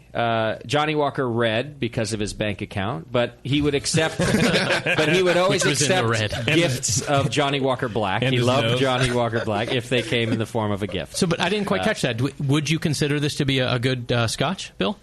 No. No. It's not. I got to be careful. That's owned by probably Diageo, one of the major corporations who have drones. Oh, they're the ones whose emails I mean, you these won't are answer? billion-dollar corporation. Is Johnny Walker Canadian or was it? Is it No, Scottish? I don't think it is Canadian. I don't think Look, read the bottle for us. What's it say? Where's Where's it it from? bottled in? Evo's grabbing it from the shelf. I want to say Scottish. I don't think it's as well. Scottish. No, I don't think it's Scottish either. No, but no, it tastes it's it. Canadian. Scotland, yeah, Scotland, yeah, it it's a originated Scotch. in Kilmarnock, Ayrshire, Scotland. There you go. All right. 130 million bottle sales a year. They're a big. They're a large company. It's an expensive bottle, but maybe not the highest quality. Is what you're saying, Bill? It's not a single malt It's whiskey. perfect if you have a bar in your basement. I mean, we're just basing it off of comparing these three. Yeah. Which is the highest on. So far, it's better than the shelf. Kessler, Right. am I right? Yeah. I mean, it's higher. Yes. So far, we've got that right. It tastes pretty good, though. I'll just say that. But maybe for the price, it's not You like. gotta remember, most people Right. don't drink their whiskey straight. They're blending it with That's the only way to cocktails drink and it. things like that. And Ice. I like ice in my whiskey. Oh, is that right? Yep. There's nothing wrong with that, right? That's not sacrilege to put a little ice in the whiskey? I have some stones that I have in the freezer if I want to chill it. Is that where Candy keeps them for you? Right, yeah. She lets me take them out every now and then, and I just soak them in some scotch. You can soak them in scotch and drink it. They say the ice opens the flavor. But for some people, it's... Now, you say it that way, Beardy, but for some people, it's not just the temperature. It's actually watering it down a little bit. Is the benefit. Oh, definitely. Okay. Yeah. I always do a splash of water. Just right out of the fridge there, the cold water, just splash. Love it. Oh, yeah. I feel like you could just drink water. No, I remember tasting. You could have two glasses in the water, then you jump up and down. I remember tasting scotch or All right, number something 3. when Mufasa was on the show. Yeah. And he was pouring just a little bit of water. He called it like a finger. He always did a little bit of water. And Doc always had me do either a little bit of water or an ice cube when he was trying to get me It to definitely like whiskey changes as well. It changes the flavor and the whole experience. Yeah. It makes it go from awful to kind of awful. in my opinion. That's just my humble. It takes the edge off the heat. It balances some sweetness. I think it depends on what your drinking is about that day. Did you start with beer and you move to wine and then you're finally going to leave the house and you have a little bit of whiskey with some ice in it? Then it gets good? It's time to start Is that when it finally gets good? Yeah. Or is it 8 in the morning when you're watching cartoons? If you're grabbing your car keys, you want to add a little water to your scotch before you're heading out. Yeah. Because here's the thing with me and things like scotch, and I have driving. I have the same feeling about sushi, and that is, if a lot of people like that, if it's such a cool and so many people like it, then I must be wrong. So I keep trying and trying, and of course everybody you meet goes, "Oh, you haven't tried this, you haven't tried this." So I keep trying and I keep trying. Well, I still don't like sushi, and I still don't like whiskey. And you're wrong. And You are wrong. And I keep trying. Have you had an Give up old-fashioned? sushi and move to risotto. Because an old-fashioned essentially I've had an waters it old-fashioned. and adds sugar and don't like it. I don't like liquor. You haven't I had don't the like right the one. strong. That's what it is. It's like people who don't like beer. You haven't had the right one. So this is my point. I And know. so I tend to believe that. Yeah. So I keep trying and I keep trying. It didn't take that long with beer. It doesn't take that long with me when people come in and say they don't like beer. Within about 15 minutes, I can find them a beer that they like. Try it. And I'm good. and I got to to try me- these other ones. To me, there's a technique to sipping spirits like this. Like if you just throw it back, the sloshing around to me makes the alcohol just the forefront. Yeah. But if you just like gentle as you can be, letting it pass over your tongue and then just swallowing it. Yeah. That's where you get most of the flavors, and the alcohol is not just vaporizing. And Right. So if I was covering hanging up out your with you, palate. it would be 2-1. I'd have 2 down. You're still sipping the first one. That's it. Right. So Bill's happier, and you're still sipping like an idiot. Right. So- but you're saying it's the opposite of wine, which you want to sort of agitate and blow oxygen over, and you're Or saying beer, the opposite, Right. right? And I don't know if that's necessarily the prescribed way to do it, but that's what I've found. When the I more did- gentle. Yeah, when I taste, I mix it gently, but not as vigorous as a wine or a beer for sure. Because you are volatilizing. Sure. You're getting a lot of the alcohol burny. Yeah. You get burny out in mouth. get burny. Mouth hurt. Liquid burny. Yeah, not mixing, not hurt. Not burning man. Yeah. All right, let's find out what the middle of the road. Yeah, the third one for me. It was the purple sacked one, Crown Royal. Crown Royal. Interesting. Royal. I never had Crown Royal either. I never have had any of these. You guys have never Canadian. had Walker wait a and minute, how'd it come Crown. out in a flask? To me, it sounds like we had bottom shelf, middle shelf. Right. Yeah. Right. Yes. And no American whiskey. Right. Right. What is Yeah. that? No American. No Who did the Buffalo purchasing? Trace. Who's the anti-American Right. Buffalo Bolshevik Trace. asshole Right, yeah. who did this? You almost got bottom shelf. I sent Scott offered to that go would be home and fun. get something that resembled a top shelf. That would be fun. And I was like, how are they even going to decipher which is which? I guess we could have just done the old practical joke, like, got you, fucker. Right. It's all apple juice. Yeah. It's all the same one. Which might have been fun if one of them was like, oh, this, and they didn't know what it was, but they're like, oh, this Kessler is incredible. Like, oh, this one's the one. And then we go, yeah, it's in a That's plastic. what we were hoping for It's in sure. a plastic jug. So did anybody get a perfect score? Yeah, Christy did, and Beardy did. Christy and Beardy got the Yes, I perfect did. score. Nice work. I like it. All right. Well, that was fun for am me. the liquor. Anyway. Can we get price points on these? Well, you got $3 for the Kessler. Is that what it was? It was in a really small bottle. It was $2 and change. Yeah. Okay, all right. The Crown came in a flask, which came from the handle from Costco, which I think is like $30.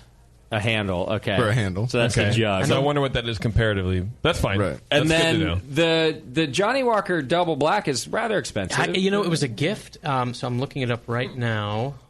Whoever gave it to you doesn't like you very much. I think Apparently you not. I think you can pay $50 a bottle. Well, for that's it, an It's acquaintance usually gift. That's like a. That's true. Yeah, Yeah. Johnny Walker's like the colored labels are usually a little higher priced. Yeah, Right. Yeah. Maybe they're You're coming over to his house. He's making dinner, so you don't You want haven't to just seen him in a while, right, like that kind of thing? All right. Right. It looks you don't like want to look like a schmuck. It's about $40 or so. Oh. $45. We could buy a lot of beer for $40. That's right. Not that much anymore. It depends on where you go, doesn't it? Here at the Hop Grenade, we have great prices, Bill. So Wow. Come on down. I'm here. We are middle shelf. So, do you guys want to try these other ones that we have? Yes, please, very much so. Now, Bill brought us this one. So, if someone, do we have any other glasses in here? No, we have a dump bucket though. Moskowitz, we Yeah, can dump those. What we've got. And then we'll try Bill's, and then we'll try this other one that our the lovely Kim almost said lady Shimke friend. brought to us. It just says whiskey, for one. It's by Seven Stills. Does anybody know this distillery, Seven Stills? I do not. No? Okay. They're in San Francisco, I guess. I think they're a brand new little startup. It's one of their first products off the line. Let's see. A bit of, like I said, some citrus hops. Not citra hops, just some citrus hops. Balanced by rich Vermont maple sugar. And then, of course, malted barley is what the label tells us about it. You want to just pour some in your glasses there and give that one a shot? Some water to rinse out. Oh, yeah. There's a glass of water there. If you want. Steal that and use that. Thanks, whoever this is. I need an empty glass, too. Do you have one of your empties for me, Beardy? Yeah. You'll get my reused water. I'm going to get your water empty? Okay. Get your water empty, girl. All right, while we're pouring that, we can go to the phone lines. We got a call coming in from North Carolina, and it's that blind guy. He's one of our listeners. Oh, hey. Not you, Beardy, the other. And he wants to talk a little bit about Scotch. Hey, blind guy. Hey, now I don't want to claim to be an expert on Scotch. Then there don't. are people out there that are just like, my God, they're going to be buried in a cask. But listen, the misapprehension is that Johnny Walker stuff is Scotch. That's crap. That's what the Scotch send you and laugh. Okay, there's three types of Scotch. There's Scotch that comes from the Highlands. There's Scotch that comes from the islands, which they call Islay, and there's Scotch that comes from the lowlands, which they call Leyland. And that Johnny Walker Red is the Leyland Scotch, and they use peat to do that, and that's why it tastes obviously so strongly of peat. If you get a Highland Scotch like Macallan's, it is like drinking a brandy. Mm-hmm. It is smooth, it is slightly sweet, and you can sit there and sip it all day long, and it is a wonderful thing to drink. And I guarantee you, I know exactly why you don't like it, Justin. It triggers that gag reflex, and the Highland Scotch will not do it. Where does the space side fit into that? Do you have any idea? It's Islay, right? Say again? Space side? Islay. That's Islay? Islay's, right? Okay. Yeah. You guys are breaking up really bad. Is that a brand that you're mentioning? It's like a sub-region, I guess, maybe. And it's called what? Speyside, S-P-E-Y-S-I-D. Okay, Speyside. All right. Yeah, exactly right. Yeah, Speyside would be like near the River Spey. That's where it comes from. Okay? But you have a Highland, and you have an Islay, and you have the Leyland. Okay? Islay and Leyland scotches are very peaty. Highland scotches are much smoother. Sometimes they have a bit of a smoke, not a peat smoke, but a wood smoke. Like an oak, like a French oak. Those are my favorites. It's so much more. Oh my God! It's like drinking brandy. How many How many do you have to drink before you can see again? Has that ever happened? See straight? I can drink myself straight after half a bottle. I see. Okay. Fair enough. All right. Thank you for the education. I appreciate it. Hey, Warren, Yeah. I want to catch up with you sometime, man. We got to talk. All right. He's a fast Well, runner. just start walking. Let's see if we can find each other. All right. Thanks, blind guy. Thanks, guys. All right, cheers. All right, there you go. A little education about the differences in Scotch. So you all have this 7 stills Yeah. in front of you. What do you think about this one? It tastes the way Trube smells. Yeah, there is a bit of a Trube flavor to it. Trube, yeah. So like the hop matter, the vegetal matter at the bottom. Not that it's vegetal, but it's kind of a more subdued hop thing going on. I don't know. Trube is what I got out of it. Like I think I like that part I've of eaten it. Trube. It's weird. The aftertaste, like a minute off your palate, that's when it gets good. Why did you eat Trube?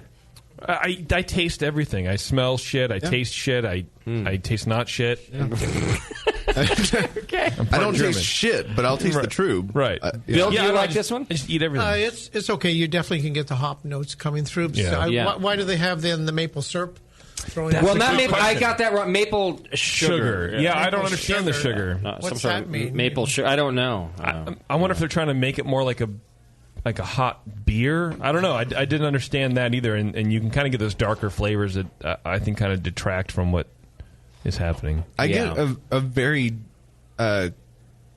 caramelized sweet crust flavor that might be the maple sugar if they're just throwing it in and it's getting burned. Like and lots of like heavy melanoid, like candied pecan or something. Yeah. Like You dump that that. Down your throat. I want to try Bill's. I need a clean glass so I can try Bill's here. Now, Bill, what is this? I don't know. I just went into where all my alcohol is. And I looked for something without a label on it. So I don't know if this was the end of somebody else's bottle, and I had an empty plastic bottle and filled it up. So I don't know. Give it a shot. See what you think. Or it's Bill's acid from the 60s. I don't think it's either something. way. I don't think it's something. Was this $1 in the 60s? Yeah. For the next 12 hours, I'll just be sitting in my studio watching the walls melt. Again. Yeah. Like I did yesterday. All right. Thank you, Bill. Oh, that smells completely different than the last one. But is it going to be drinkable? Very for Justin? soft. That's the question. I mean, very soft. I'm going to go out on a limb and say probably not. Yeah, right. just based on history. Yeah. 50-50 shot. I mean, I do hope that someday, just like I said, like with sushi, I hope that someday someone hands me a whiskey and I go, oh, I get it. Yeah. Now I understand. Everything's so wonderful. Have you tasted this yet? No, not yet. You should. All I did was smell it. The malt is very, very round. What does that mean? Smooth. Okay. Yeah. I don't know. It's hard to describe. When I say round, that's my limit of my descriptor right there. It almost smells kind of fruity. You get a little fruit when you smell it. Oh, I don't like that like at dried apricot? Yeah, it's right there. I mean, I'm embarrassed to say to Bill because I have so much respect for you, but I don't like that at all. It's at all. In fact, get out. But I have no. I mean, I have no. The bottle? Where's the bottle? I want to take it home. Here. Yeah, I'm taking my bottle and I'm going. And I'm going home. Yeah. More for me. But I'm a terrible standard to go by. So what do I know? You like it, JP? I do. I really do enjoy it very much. It's smooth and very approachable. Lots of fruity, lots of sweet vanillin from the wood. Yeah. I don't know if I would nice. cut this. No, I don't think I would cut it at all. I normally drink it just neat. I put a little water in to open it up, but I think it's pretty good the way it is. What's the Bill, proof? Hypothetically, if this were allowed to be made at home, is this made at home? No, it's made. No, we have 2 stills in Petaluma. Oh, you do? Oh, yeah. Okay. So, excuse me. That's all right. So the wash is made by Moylan's. Oh, yeah. It's 2,000 gallons. And we have a 500-gallon pot still that we make 3 runs through to take it from 8% to 40%. And then we have a Carl still, that's my still actually, that sits up there. And they do the final cut on that, taking it from 40 proof to 120 proof into the barrel. Wow. Okay. So it's been in the barrel for 2 years, so it's a nice whiskey. It really, I will say that it really sort of disappears afterward. There are a few things that linger behind. Those are actually kind of nice. I don't even know how to describe them. A little bit fruity, a bit tropical or something. No burn. But no burn. That's absolutely right. Everything else just kind of goes away. That must be a good thing. That sounds nice. I'm the worst person to interview about distilled then spirits. stop. So yeah, yeah, good call. I do have one last question. What is the proof on it? That's 80. Just standard. Mm-hmm. What kind of barrels? I believe was it we in? did one batch one time, and it was at 90 proof. And we had a class going on. We took a vote, and 3 or 4 people loved the 90 proof because the higher the alcohol, more flavor comes over. Mm-hmm. Same in beer. When you get that alcohol up, more flavor molecules stick to the alcohol. So it's So this is diluted. This isn't cask strength. yes, that's the best stuff. Yeah, you got to cask be strength. careful too. If you Yes, start it is drinking cask 120 strength. proof, No, it's not. you can't find your car. Oh, Yeah, that's bad. right. Well, no, You that's remember good. you didn't come on it with a car. That's right? like me when I You're wake staying up in the a morning. hotel. Yeah. And you're looking for your car. Yeah. In your hotel room. I only see a bed. You're in New Orleans. You just keep the little card, where your hotel is. Yeah, that's a good idea. Beardy can't find his eyelids. Right. It's difficult. Well, thank you so much for sharing, Bill. And thanks for coming in. That was very good. Christy, Yes, well you. done on your win there. You Killing and Beardy. Thank you very much. Yeah, that was very nice.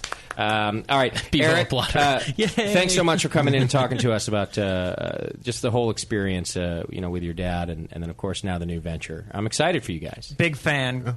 Loving thanks. being here. Thank you. I do wish you luck. Once again, you can go to owensmalt.com right now, and you can help fund this, I think, fantastic project. Yeah. What do you guys think the timeline is that you might be able to do this? I know it's a moving target, but...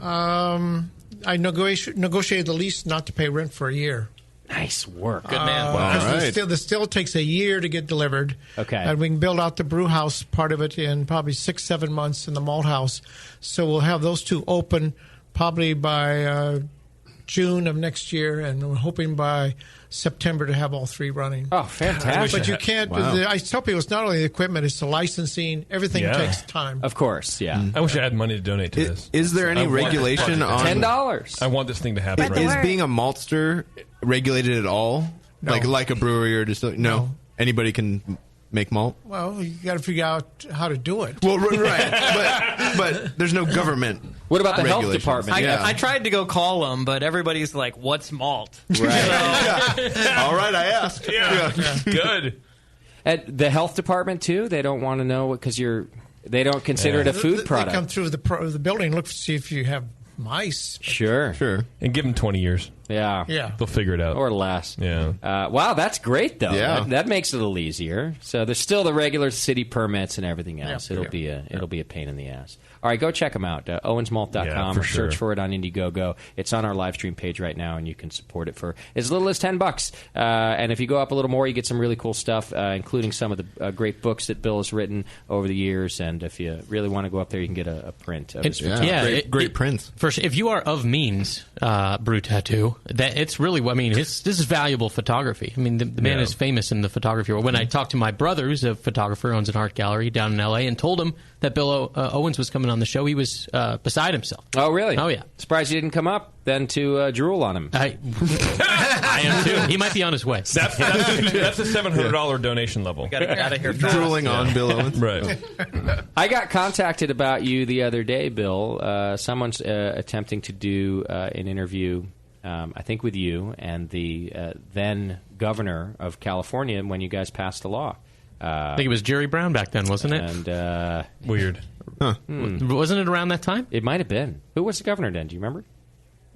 Ronald Reagan? No, not Reagan. No.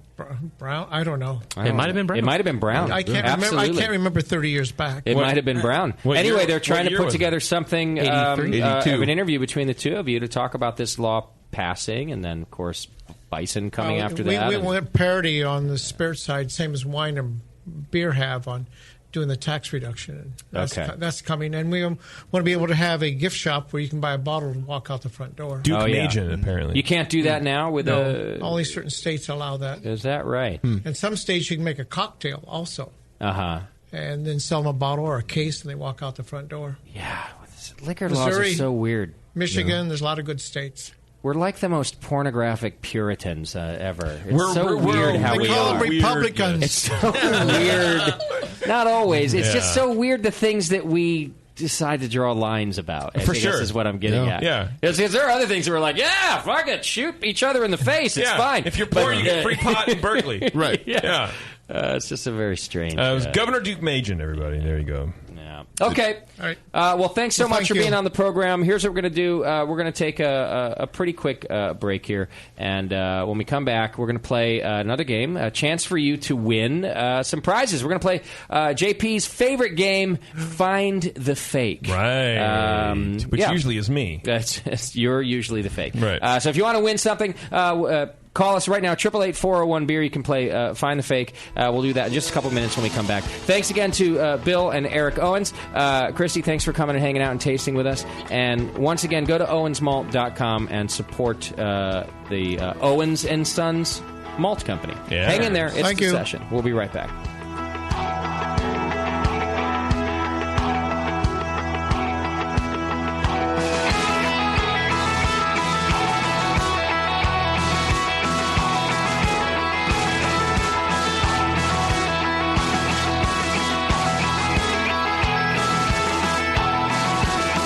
You're listening to the Brewcasters.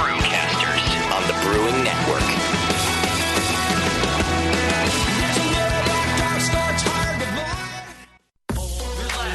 Are you a member of the American Homebrewers Association? Well, you should be. Members of the AHA can focus on brewing beer, and the AHA takes care of the rest. The American Homebrewers Association advocates on behalf of homebrewers like you to legalize the hobby in all 50 states and make sure that beer laws make sense. Plus, there are many great benefits that come with your AHA membership, like pub discounts that give you awesome deals at bars, restaurants, breweries, and more. Zymergy Magazine and eZymergy for tons of articles, how-tos, easy-to-follow recipes, and news about the hobby you love. And access to the members-only content on homebrewersassociation.org. But the AHA can't do it without your support. Join today so the American Homebrewers Association can keep fighting for your home brewing rights. Visit homebrewersassociation.org or join right now from the homepage of the Brewing Network website. Relax.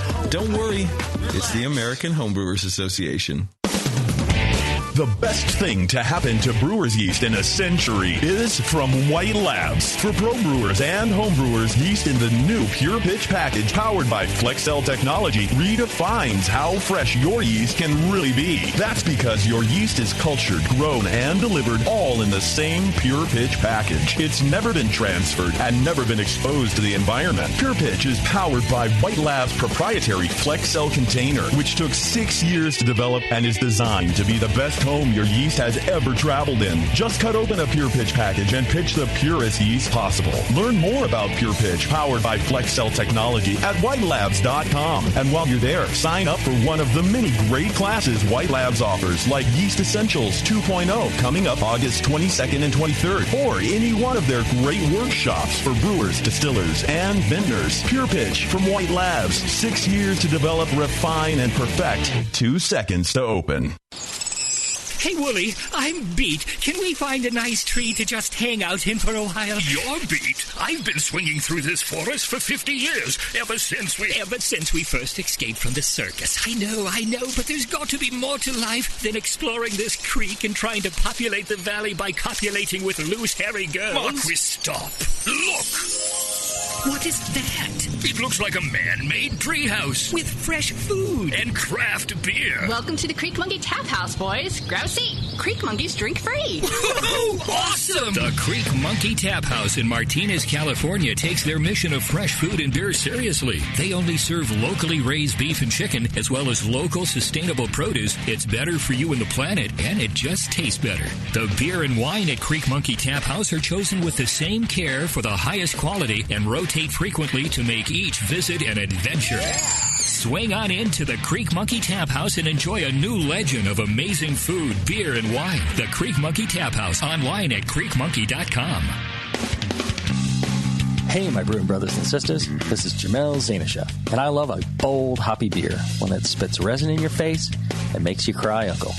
There are a lot of great hoppy beers out there, but at Heretic, we want to make something as bold, dank, and resiny as possible. We use hops at every chance we get, including multiple dry hop additions. The result is Heretic Evil Cousin. This light golden, 8% Imperial IPA has an easy malt character that helps take the edge off the massive bittering, but it takes a back seat to the in-your-face hop character. We make sure this beer finishes dry so the hops can jump out and slam you in the taste buds. If you can't get enough hoppy goodness, Evil Cousin is your cup of tea. Cheers.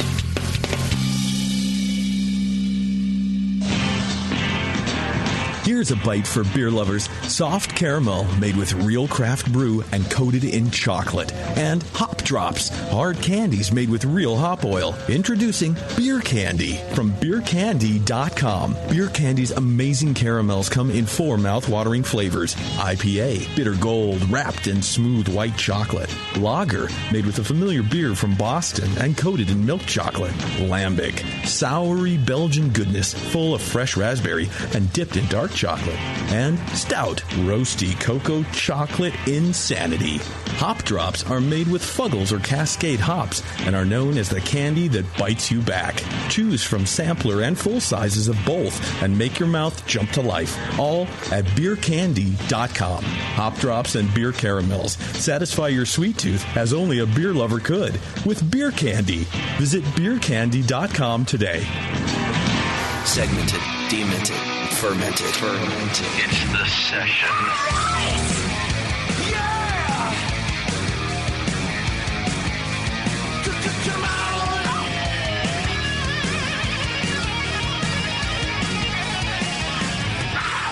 All right, welcome back. Hey, thanks so much to Bill Owens and Eric Owens and Christy for hanging out with us tonight. It was just great to meet them and talk a little bit about the history of, beer and distilling in California. I don't know, what just a Bay great Area photography. Yeah. Yeah, I was really stoked about that. What an interesting individual. I do appreciate their candor as a family, too. Eric was really cool to listen to, too. Sometimes he's like, I've watched my dad, go through these ventures, and then some of them succeed and some of them fail. Right. And here we are to try to do another one, and that was kind of just really cool to listen to and watch. So thanks to them for coming out. Do go support them on Indiegogo if you got a couple extra bucks, and you can go to owensmalt.com to check it out. The other thing people were tweeting in, just like Tasty, just like you said, is that small breweries around the Bay are stoked about being able to buy malt that's been malted right here, and they could buy it in small batches and just do it as part of the deal. So that's pretty cool. All right, are we ready for some Find the Fake action? Oh, yeah, baby. All right, Find the Fake tonight is brought to you by the good folks over at Adventures in Homebrewing. You can go to homebrewing.org and check them out right now. We've been talking about pumpkin beer a little bit tonight. They've got a pumpkin ale recipe kit you can get there. They've got an Oktoberfest special kit that you can get there. So a lot of cool things happening over at homebrewing.org with our good friends Adventures in Homebrewing. Go check it out. I was searching for a 3-tap tower to upgrade my kegerator the other day. Oh, yeah. Because I can fit, I have one of those true, the little ones, like the true. That'll fit like a full 15.5. It'll fit a full 15.5 or 4 fivers, I think. 4. Or because it has the back shelf where the CO2 tank goes inside. Yeah. Or for Corny's homebrewer. What did I say? Oh, fivers? Whatever. But I'm saying like Cornies, Well, I assumed you were talking about commercial beer, but I'm trying to get you Cornies, to brew beer. Yeah. So anyway, I just searched for a 3-tap tower because I was trying to find a deal, and Adventures in Homebrewing, first thing that came up on my search with a really good price. Wow, nice. Just pointing it out there that one of our great sponsors came up with a great price at the top of my search there. That's awesome. That was nice to see. All right, so Find the Fake. You guys remember this game and how it works. JP is going to read us how many stories, JP? 4 stories, my friend. 4 stories. Yes. And then we're going to pick which one is the fake. That's correct. There's just one that's fake. There's one that's fake, hence the term. All right. Find all of the ones that are fake. I mean... Yes. Wait, what? I don't know. Well, let's meet our contestants. Let's go to Scott from Pittsburgh. He's our first contestant. Scott, what's happening? Hi, Scott. Not much. How you guys doing? We're doing great. How are you? I'm wonderful. My basement is great this time of year. I bet. All nice and cozy down there. Do you have a basement bar where you're getting hammered right now? Not yet. Working on it. Attaboy. All right, let's meet our other contestants. We've also got Mike. Mike is calling from the Pacific Northwest. What's happening, Mike? Not much. Just getting ready to win a game. I like your attitude. Positive attitude. It's going to be worthwhile for sure. Where in the Pacific Northwest are you calling from? I live in Sacramento. No, I live in Tacoma, Washington. I've been there. Okay. Great. Oh, that's great to know. On your way to Twilightsville? On my way to Twilightsville. Yeah. Hey, not far from Forks. There you go. All right, let's go to Andy. Andy's calling in from Thousand Oaks, California. Hi, Andy. How you guys doing tonight? Doing great, thank you. And finally, we've got .com. Is that what it is, Bevo? .com calling in from Iowa. Steve. .com. What's up, buddy? Hey, what's up? Yeah, this is Tom from middle of fucking nowhere, Iowa. I didn't type that one. Scott that did. was me. No, and I circled back with him too, and And whatever. he still said Tom.com. We're calling you .com. Yeah, now you're .com, Tom. Tom.com. Awesome. .com, Iowa. Middle of nowhere. I saw you looking at me like, she did it again? Maybe it's just something about that chair. It's the crappy phone. It was all Bevo's fault. Don't worry. It's always Bevo's fault. Damn it, Bevo. All right, well, let's go through our stories, and then we'll let you pick the fake. Of course, you're inevitably going to get advice from us here in the studio. You can choose to take it or leave it. We don't really care. Just like my girlfriend. But somebody's going to win something tonight. So, JP, what are our stories tonight? All right, well, the first one I like to call Hopping Mad. It's a pretty good one, right? I hate you tonight. I first hated your cat puns, and now I hate your beer puns. I don't like that. All right.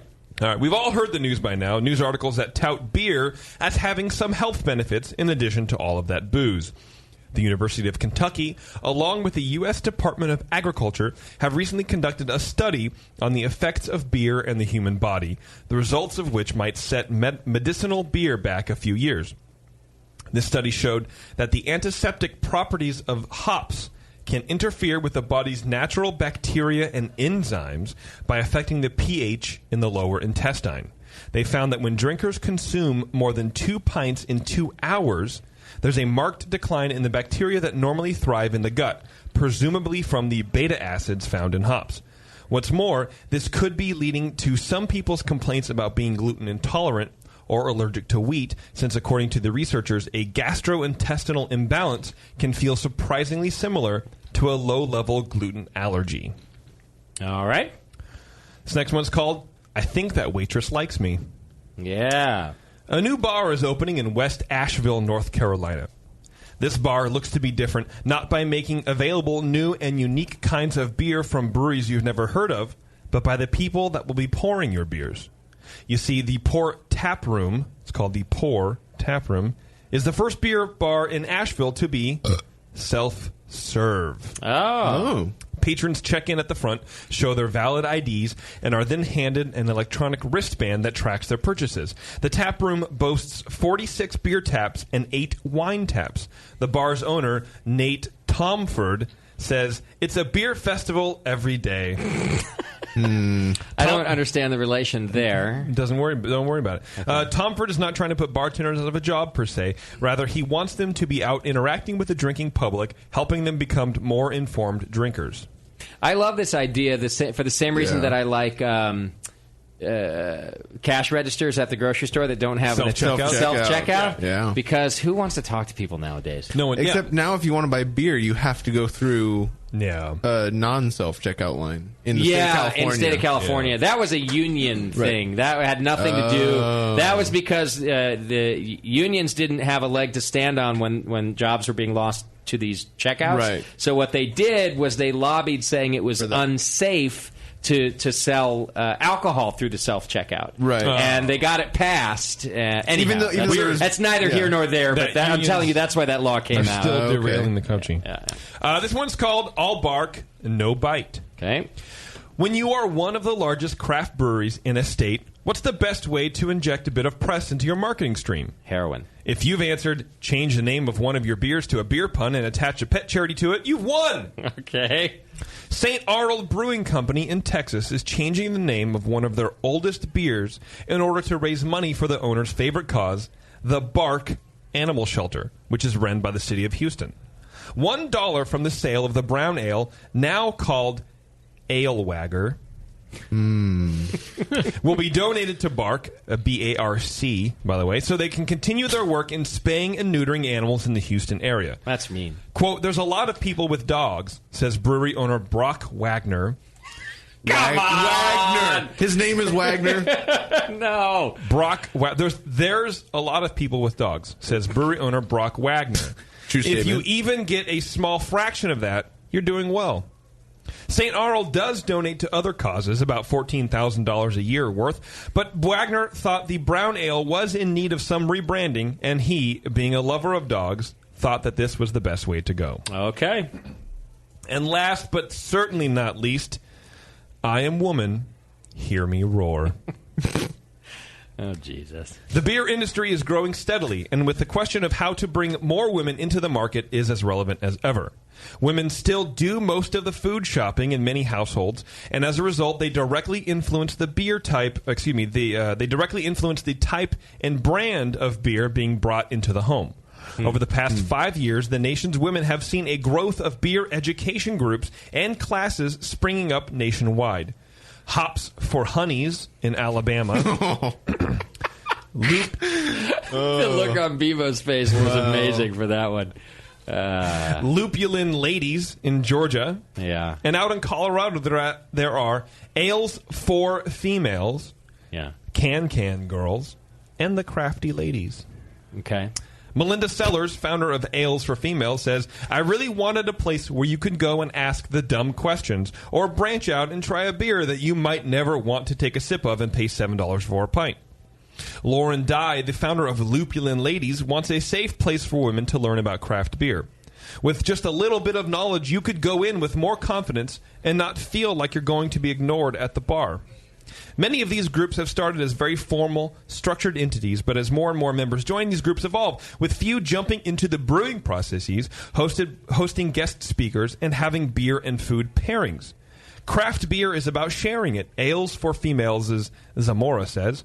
I can't tell you how many times I get emails from women who say, I've just moved to Longmont, and I really want to meet women who have the same interests as me. And they love it, she continues. It's forming a tight... You didn't have to copy and paste the whole article. Yeah. It's forming a tight community. He just had fun coming up with, milds for memories. It's forming a tight community within the beer community as well as the local community. Oh, Jesus, how much fell asleep during that one? The end. Everyone lived happily ever after. Right. And then I painted a pretty picture. It's an article about women. All right. Wordy. All right, so here's a little recap based on my scribbles and notes. The first story, the sun god. The first story, called "Hopping Mad," is where beer is actually hurting us by destroying good bacteria inside of us. The second story is about a self-serve tap room. You get a little bracelet, you go in there, you serve yourself. They keep track of it. The third story is about St. Arnold making Ale Wagger. And contributing to a charity. And finally, the fourth story, Hops and Honeys, which I guess is just, I think that the point of the story was that it was all about women's groups in beer. It was called "I Am Woman, Hear Me Roar." I do know the title. Yes, it was about a growing movement of women's groups, women only groups, mind you. In craft beer. Got it. Okay. To educate the ladies. It's racist. Sexist. Or racist. Yeah. Xenophobic. All right, let's go down the line. We'll start with Scott. Scott, which one do you think is the fake, or would you like some advice? Well, first of all, I'm a native Iowan, so I just wanted to give my deepest condolences and support Tom.com. Hang in there, man.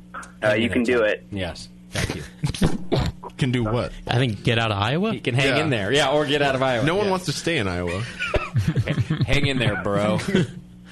All right, Scott. I got out, so.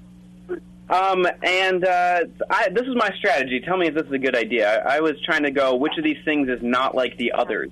Okay. And I thought one article, the first article, had the least creative names in it. And so that's why I was going to go with that one. The other ones all had very elaborate name. You know, this is not a bad strategy, especially because what I was thinking about the first one is that the name Hopping Mad has absolutely nothing to do with the story. I didn't understand the title versus the story. Because the beta acids in hops is actually hurting us, not helping us. So you'd be hopping mad. And you're pissed because beer's not healthy. Right. I see. Right. Okay. It's a beer pun. All right. There was You a lot get of it? science in there. So- JP's not a science guy. So, Scott, you want to say that's the faker? But I am a scientist. The fakey? So. Sure. no worky? Yeah, not because it didn't sound legit, just because it didn't have like a creative person's name. Okay. Or something. I don't know. You know, I don't know. strategy. Sure. A good strategy as any, right? Yeah. Well, it had the University of Kentucky in it, and let's be honest, what does that even Do mean, they even right? have one of those? Right. Kentucky? All right, let's move on to Mike from the Pacific Northwest. Mike, what do you think? Well, number one sounds totally fake just because JP hates hobby beers and the totally BS of gluten intolerance that's going on these days. Sidebar: JP does not hate hoppy beers. He hates high alcohol beers. Thank you, Beverly. When did Bevo become the JP interpreter / advocate? She just spent a week with him. I think she's well versed right now. We love each other. All right. They were cupcaking earlier. So, go ahead, Mike. Yeah. I'm going to go with the St. Arnold beer, and I would like to phone a friend and ask for Justin's opinion. First of all, that's a terrible idea. I'm the worst at this game, I think. Second of all, you guys aren't friends. Right, yeah, friends? But I'll okay. 3 is not a bad choice, so I'm going to preface it by saying that. I'm having a lot of trouble with 4. Mm-hmm. And here's the trouble with 4. For one, it's true that there are lots of women's groups around craft beer popping up, and different Pink Boots, even all women's homebrew clubs. I recently Really? I recently for the the Radagast Award that we give away at the AHA conference. One of the submissions was from an all women homebrew club. So the content of the story, the subject matter of the story, is true. However, it was a long and rambling story. I feel like it was JP's way of doing that thing where we make fun of women for just talking about nothing for 10 minutes. He's never done a story for so long. And I found myself all the way through waiting for the point of the story. Was it more than just that there were groups? I kept waiting for the thing. But then doesn't that just sort of imply that it very well could have been written by a woman? Well, to me, the premise is wrong because, sure, maybe women buy most of the groceries in the U.S., but I don't trust my wife to buy the beer that's going to be in my fridge. That they're affecting the beer. Right, but if she was and part what of did that one of have these- to do with the rest of the story anyway? Because if she was part of that set it group, up. then that would be empowering women. That's generating a safe place for them to talk about beer. She doesn't need any more power. So Mike, you can see she already my... has your balls in a glass or That's whatever. true. In the freezer. Yeah. Stones in your freezer. So, Mike, you can see my dilemma. I want to recommend that that's the fake story, except that somehow the subject matter seems accurate. Well, JP is he's so good at this game that I feel that he wants me to choose number 1. Yeah. I'm not gonna play his game. I'm gonna go with number 2. Don't do it. Because I think that's the one. You called in to play the game. What are you doing? Wait, Mike, do you want number 2 or you want number 3? Because I thought you did the all bark, no bite one was your first choice. I think St. Arnold is St. the Arnold's. fake one. Okay, so Mike's going with number 3. Okay, all right, good. I think that's a good. Not to go with me is a good choice on that one. All right, let's go on to Andy. What do you think, Andy? Am I live right now? I don't hear me. You're there. Hello, who's this? Oh, can you hear me? Yeah, okay. yeah. In all deference to the previous caller, I'm going to say that JP is an idiot, and he's not trying to game one, as long as we can all agree to that. Yeah, I definitely would agree with that. Yeah. So I'm going to say that actually number 1 is false, because if it had anything to do with gluten, you should never put hops in a gluten-free beer. So number 1 is just scientifically Where do you get ruined. that? What? I just want to point out, Andy, the folly in your thought process here is that JP didn't mention gluten anywhere in the story. He did. He said. He mentioned gluten intolerance. I think Moscow made a joke about gluten intolerance. I said it. Oh, you did? Because you're saying according to the researchers, a gastrointestinal imbalance can feel surprisingly similar to a low-level gluten allergy. I made a gluten-free joke earlier in the show. I see. Okay. Well, I'll also. Well, I'm going to still stand by my argument. Okay, there's tons That's of gluten-free fine. I just beers wanted to with make hops sure in we're it. all on the same. Okay, so Andy says number one's the fake. All right. All right, and then finally we'll go on to .com. .com. Isn't that guy who runs the internet? Yes. Tim.com. That's the guy. Yeah. This is .com. Yes. So I'm going to say the Iowa guy that was first, what did he say? He went with number one. Okay, that's wrong because he's from Iowa. Okay, This guy has good logic. I like Fair this enough. guy's thinking. So far, he's got the best strategy. Right. He did leave, though. Yep. So I'm going to go with Tasty. Is Tasty still in the room? Tasty's here. That's a great question. Hang on. Somebody shake Tasty and see if he's alive. Oh, yeah. What's the question? No, Which is the fake to you, Tasty? Well, I hate to disappoint you, .com, but I have my doubts about number one. It seemed like if that were true, I would have heard about that. I'm always paying attention to the health side effects of beer. Sure. Since I consume it in At your age, why not? mass quantities. Yeah. And my lower intestine seems to be working just fucking fine. I mean,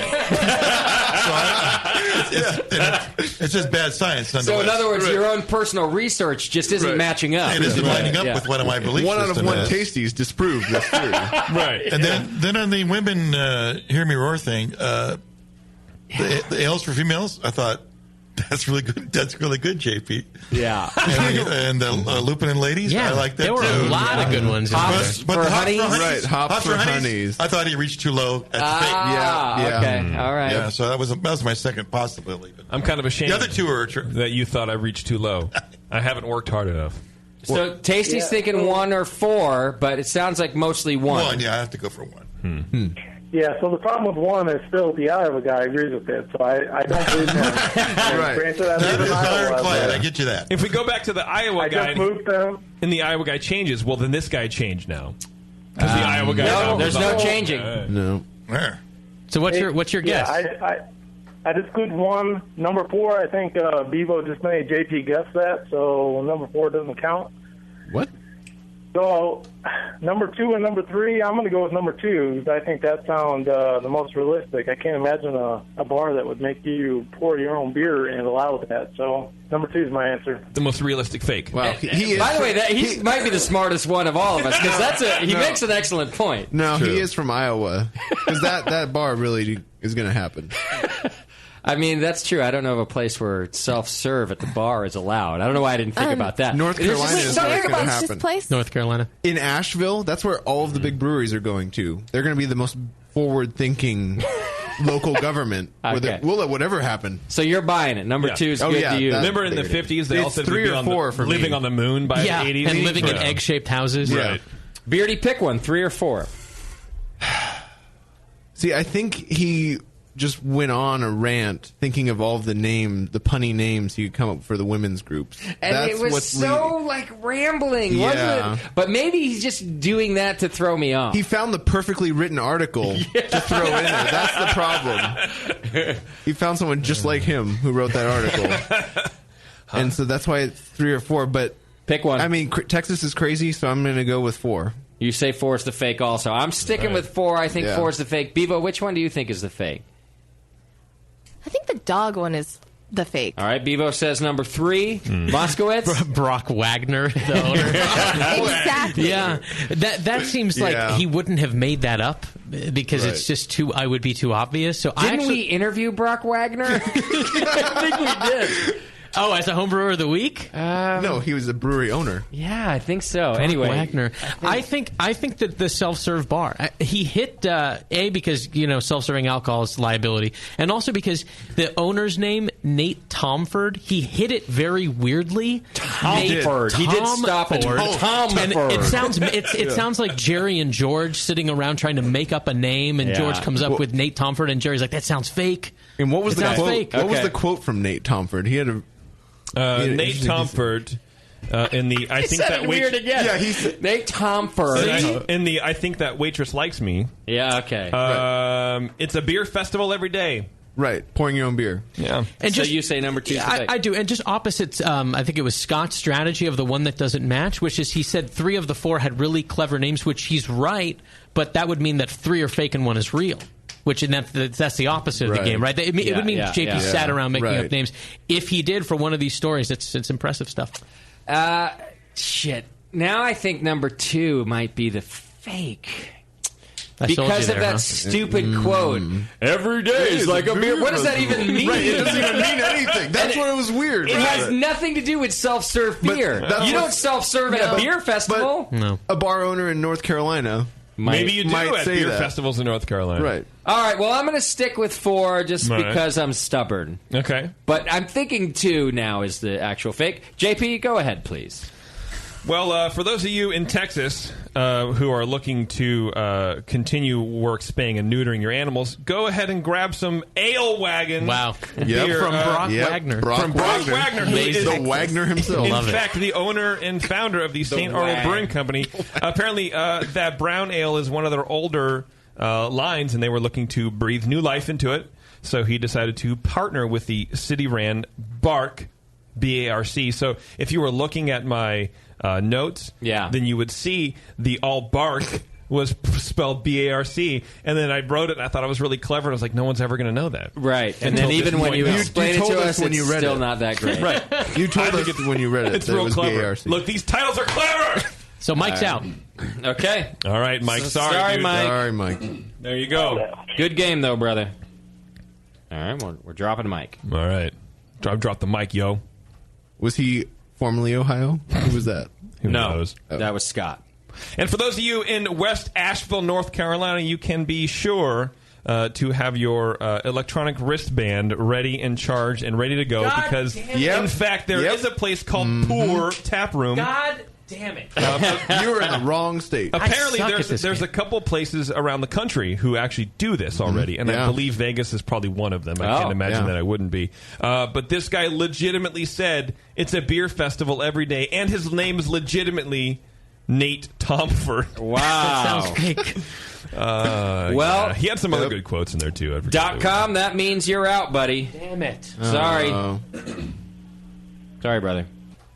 Here he goes. And for those of you drinking double and triple and quadruple IPAs, thinking that there's some sort of health benefit for it, well, you might be right. That one actually is the fake. The University of Kentucky, along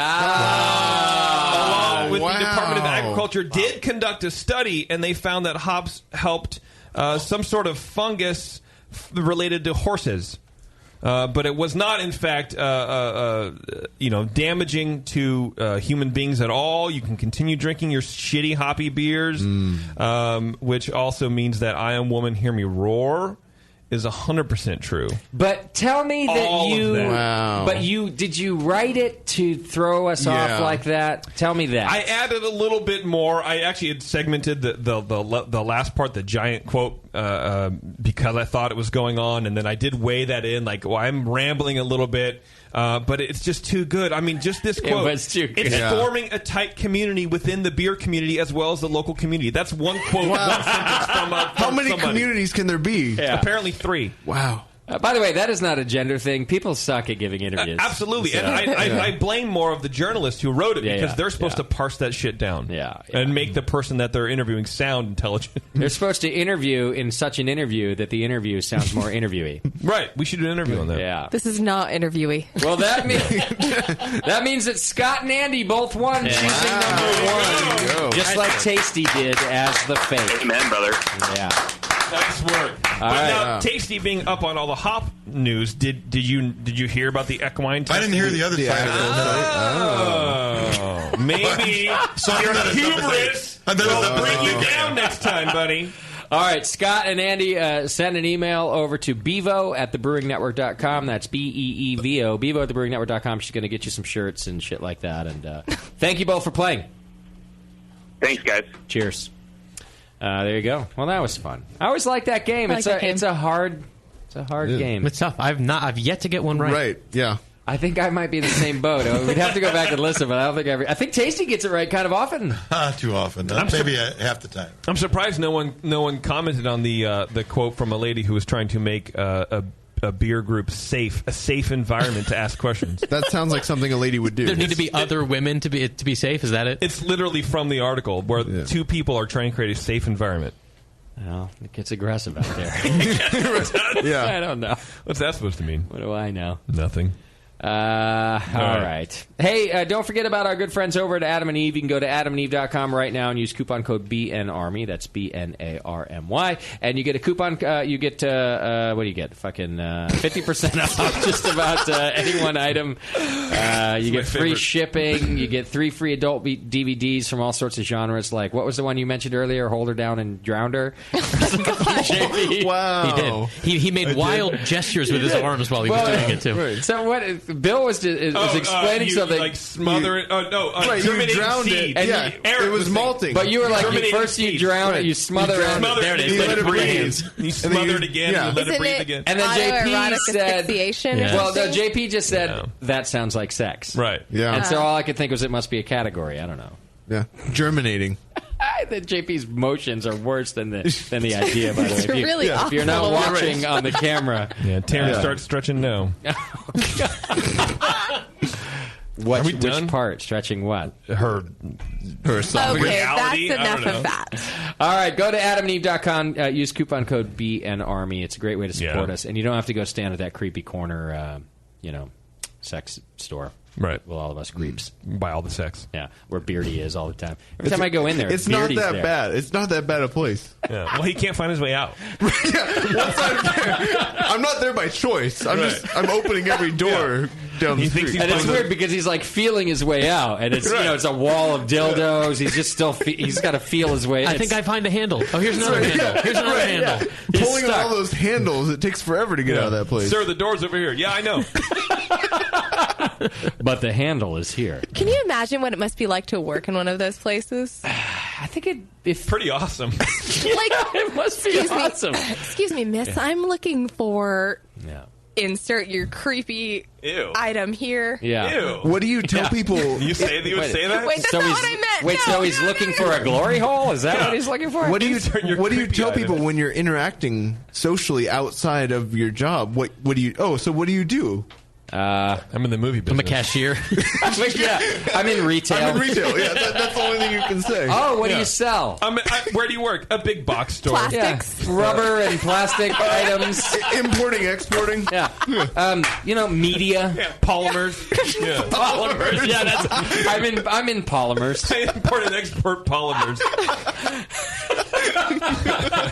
That would be the best answer. All right, our Twitter game tonight was to name a cocktail. Yeah, in honor of the hard liquors that we had on the show tonight. So, how did we do, JP? We did all right. William Beheen came up with a drink. He said it was vodka, Centrum Silver, and Viagra that he calls the Tasty. Centrum Silver. Yeah.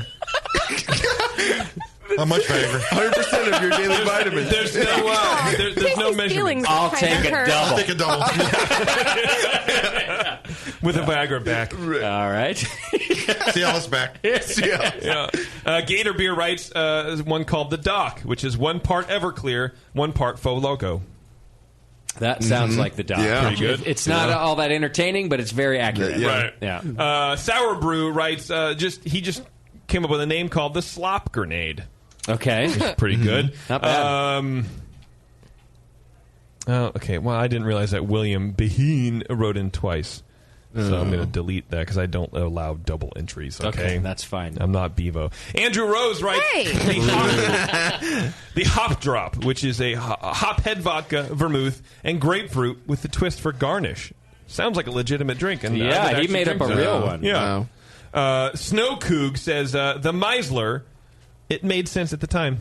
Yeah, the Meisler would be a great name for a drink of ours. I wish that we had hard liquor because I got a ton of them. Oh, the Meisel. Yeah. I feel like maybe we should have opened a full bar because I'm trying just to tell because you. of our cocktail names. Yes. Yeah. And there's definitely a roofie in the Meisler.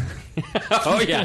Oh, you are getting Meiseled if you drink the Meisel. Yeah, that's all it is. It's a Meisel, that's for sure. Because you don't want to spend money on actual booze. The subtitle is "Don't fucking drink this." Right. Stop. Right. We warned you. Andrew Malzalia writes, the doc, it's just any beer and drug mixed together. Doesn't really matter. Yeah. It's anything. Yeah. That's also kind of Doc. Yeah. Whatever's around. Good Right. call. Andrew Ignat says, strain a can of natural ice through a dirty flannel shirt, add a shot of pickle juice, and enjoy the Sam. The Sam! That's good. Yeah. That's old school right there. That is. Brian Smith writes, the best day, which is 1 part homebrew and 1 part Brewing Network.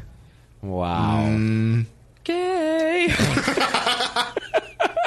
He probably joins Hops for Honeys. Yeah. And then last but not least, Matt Rowland says mix equal parts Scotch, bourbon, and rye whiskey, then dump it out and drink a Pale 31 called the Crossley. The Crossley. That's good, too. That is good. I would never drink a cocktail. I drink a Pale 31. But you would go through the effort of doing it, making it. Absolutely. You'd throw it away. Right. Yeah. I like it. There's a lot of good ones in there. That wasn't bad. I like the Crossley. I like the Meisler. That was pretty good. And I like the second Doc. Where it's alcohol and any drug. Not the first any the Doc. drug. I like the tasty. I like the tasty. I also like the tasty. What was in the tasty? Just Centrum. I remembered the. It was vodka, Centrum Silver, and Viagra.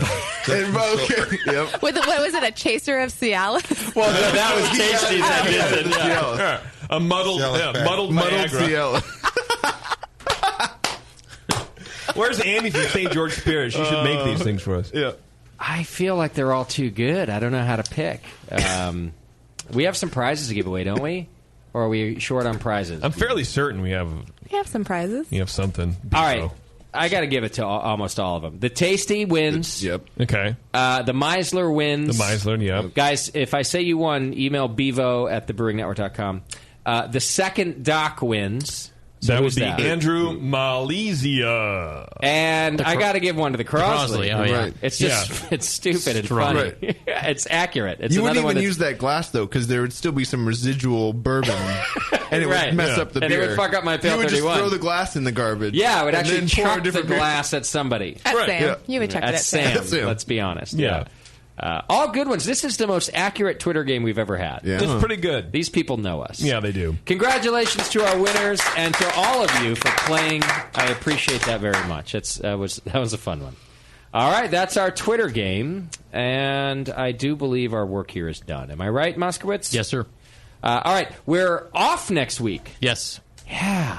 Except that we do have tons of content coming your way via our video page at thebrewingnetwork.com/GABF. That's right. All of our GABF content will be starting on Thursday evening. It'll happen. There are 3 streams we're doing Thursday night from the Brewer Studio. There are 3 that we're doing Friday. Then we're doing the awards on Saturday morning, and then another 3 productions on Saturday evening. So tons and tons of content. Just know Sunday session. Even before Monday the session, rather. even before the GABF, in a couple of days, we do have the second episode of the Sour Hour with the Rare Barrels Jay Goodwin. That's on Wednesday at 5 p.m. Pacific. So tune in, call in with your questions. It's Lauren Salazar is going to be the guest from New Belgium. It's going to be a good one. That's this Wednesday. Yes. Which is The 24th. 2 days from now. 24th. as well as Dr. Homebrew's airing this Wednesday. We have to move it. We have to move it Are to you next moving week. it again? Yeah. Oh, okay. So Dr. Not Homebrew. again, just one more time. Just one time. Oh, okay. Yeah. Sorry. So Dr. Homebrew then is next week. And this show will be back on Monday, October 6th. That's the Monday after the Great American Beer Festival. Is that right? Yeah, we'll have Wicked Weed Brewing in the studio all the way from North Carolina. And they are getting a lot of accolades, so it should be a good show. Maybe they know Nate Thompson or whatever. Tom Good or Tom Feel Good. Forrest. I don't see how they couldn't. Tom Foreskin? Yeah, well, if they want to be pouring at poor tap room, they better. Ford. Tom Ford. For Tom Forskin. I bet you do. Of course you do. Yeah. Why wouldn't you? Who wouldn't? I haven't seen him since I was about a couple days old. Yeah, where have you gone? All right, thanks everybody. JP, take us out of here, will you? Thank you. Thanks. Thank you to our show sponsor, More Beer. You can get absolutely everything you need to make great beer at home by going to morebeer.com. Bill Owens from the American Distilling Institute came in and talked to us about photography, craft beer, and distilling. Support his Indiegogo campaign. Head over to Indiegogo.com and search for Owens & Sons Malt Company. While you're there, support the cause and send the Brewing Network crew to Australia for the National Home Brewing Conference. Head over to, I already said that. Head over to Indiegogo.com and search the Brewing Network, and then you can do things that you won't have to search for. Follow JP on Twitter at Major Jip and discover a magical world of whimsy and wonder and binging and searching. Warren was pretty sure he was here, although he'd be hard-pressed to prove it. For some good beer insight and homebrew info, follow Nate Smith at Nathan Homebrew and Mike McDowell at Tasty McD. Production director on this session has been Pushy Eject. Today's show has been produced by Scott Moskowitz. JP was searching eBay for Bill Owens prints. Bevo was living in Twilightsville. And your host was Justin Crossley. Be sure to find the Brewing Network on Facebook, Twitter, and Instagram. JP does great as his charity.